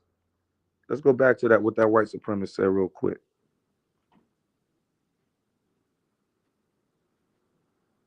Hispanics ain't gonna get no black head of fade, you know, and that's, you know what I'm saying? I've seen it over and over. You know what I'm saying? Where one Hispanic is, you know what I'm saying, he's, you know what I'm saying, he's a man, you know what I'm saying? He's like, man, I'll take a fade with anybody. So, you know what I mean, end up taking a fade with a brother. And then here come three other, you know what I'm saying, Mexicans who's jumping in because, you know what I mean, that's, they get down. That's the way the rules is. You don't let no, you know what I'm saying, you don't leave your brother out there. If you're Hispanic, you don't let no Hispanic fight without you fighting. You know what I mean? So one go, we all go. That's their structure, and their structure is solid. You know what I mean? They say jump, they up in the air when we come back down. But yeah, it's a lot of, you know what I'm saying. I know. Yeah, we just called them sheep, bro. You can't tell no black people to tell them to jump and they all going to jump. That ain't happening, bro. That ain't happening, bro. We got to all be on code and an agreement. That's why we are on this campaign to get our black people to understand how you people, you Hispanics, you non-FBA members and actors are getting down and giving it up. Because once we can get them on code, see, the black liberationists notice. The black liberation fighters who have been fighting for years, they notice. Once we can get you all on board, it's over for these people, for our enemies. Once when I say on board, because once our people actually understand what's going on and pay attention to it, they're going to get on board. Because they're not with nobody attacking their race. They're just not with that. But once they really come into the knowledge of, oh, and the awareness of, oh, really? Even the older people, on down to the young person of consciousness in the black FBA community will be on code on you. You're going to see how we are with white people. Now, the non FBA actors are going to see how the FBAs are with the white people. They're going to feel our wrath now. And I'm talking about the real white supremacists, not the fake white supremacists who the Democratic Party paint for y'all and call white supremacists. The Democratic Party were the KKK party. The Republicans are the one that came saved your ass, black man. Then they scared you up with Goldwater. It was supposed to be the so-called Trump back then. He probably was. But he scared y'all up and y'all ran over to Lyndon B. Johnson, the other devil, who y'all was supposed to sprout from because he's allegedly, they're saying, had something to do with Kennedy's demise, also President Kennedy's demise, his own vice president, who called us niggers, and I heard it from my own ears on a video in which YouTube don't play it no more, or you can't find it. He said, "I'm gonna make these niggers vote for Democrat 200 years because we whipped them out in one of these elections, internally when he became president after Kennedy was killed. We didn't like Lyndon B. Johnson, and then he stiffed us with the welfare, and only the man can't be in the house if we're going to give them welfare. They got to make, if they make a certain amount, they can't be in there. And these damn Democrats kept that going, and you blacks kept it going too, allowing them to keep it going. You allowed that, black people. You don't do your research. And that is shame on you if you are of age. That is shame on you if you're not doing your research on this stuff, letting these people trick you. If you're letting them trick you, you are allowing our nation to be tricked. Therefore, you are a treasonous traitor. You are one of those people that's in the that would be in the army and don't know that they're being too loud and everybody's down and they're saying being quiet and you're just oblivious to what's going on, not reading the room. One of them is going to have to snuff you out and kill you. You know what I'm saying? We can't be having those type of people. We have to have people aware of what's going on. This is a war. Living in America is warfare. If you don't know that, come step out of your damn community sometime. Step out of your community sometime. Some of you never leave your community. And I know that some of my black FBA members never even go past the corner store, some of you, because, that's just how we are. We just This is our joint. We good. We don't what the fuck we leaving for, right? I know my people. But if you do step out, or is what I'm saying is, you're gonna see the racism. If you don't go to jail, because you're gonna see it in there. But if you're in the black community, you won't see the racism if you're in the black. But when soon as you step out, my G's, you're gonna see it. I didn't. I was one of those that I grew up in New York City. I grew up in the Bronx. I didn't really witness racism. The only racism I witnessed was from police and Spanish people, and I really mean that. That's it. But then when I step out, it's like you see, damn, like everybody hates you and shit. Nobody like black people and shit. You start noticing like, damn, you going up to stores, people looking at you stupid, the clerks looking at you dumb. Damn, so what? My hair is like rugged and nappy. That's the way I like it and shit. Well, I'm hood. What's wrong with that? You know what I'm saying? So what? I want to wear my hat to the back. What's wrong with that? That's my style. I don't get mad if you because you walk in with a towel. You walk in with a towel. I don't say nothing about that. You have your women walk in with a high jib. I don't say nothing about that. White people, y'all be doing some weird shit. I don't be saying nothing about that. We as a nation don't say nothing about that. And now you want us to not be mean. Now you want us to not be an angry people. We have to be an angry people. Do not listen to anybody telling you to not be angry no more, or the mad black woman, or the angry black man. You just heard from this warfare that if you don't, in order to defeat your enemy, you have to have angry troops. You can't have no damn kumbaya troops. Highest level of skill is to win without the enemy even understanding how you did it. To win effortlessly, a commander must be so subtle that he is invisible, so quiet that he is unheard. This way, he controls his enemy's fate without, and life becomes hard. A smart general gets supplies from the enemy instead of relying on his own. One cartload of supplies taken from the enemy is worth 20 cartloads of your own. Likewise, a significant amount of enemy food is worth much more than your own. This approach keeps your soldiers well fed and your homeland strong. To defeat the enemy, soldiers must be driven by anger and motivated by reward. For example, when capturing enemy carts, reward those who take the first one. Replace the enemy's flags with your own and mix their carts with yours. Treat captured soldiers well to earn their trust and make them fight for you. This method turns the enemy's strength into your own. You get it on. Let's get it on. Wait. So yeah, these are things that we must be up on and pay attention to. Know what I'm saying? Let's be aware. Let's be fully aware and engaged of what's going on and the people that's around us from here on out now. All right. Let's answer the call all the way around. Let's stop eating their food. We are going to have to boycott their foods and their restaurants. Okay. We have to stand up. We will not tolerate the disrespect any longer on any platform or in jail or on the streets. We're not having it no longer. All right. I'm going to sign off. I will be back up running tomorrow, cruising the streets, flying high with my war zone jet, lurking. I love you all, except for the ones I don't. I thank you all for the stream. I thank you all for vibing out with me. Please make sure you hit the like on this video and subscribe. And I appreciate you all. Thank you all.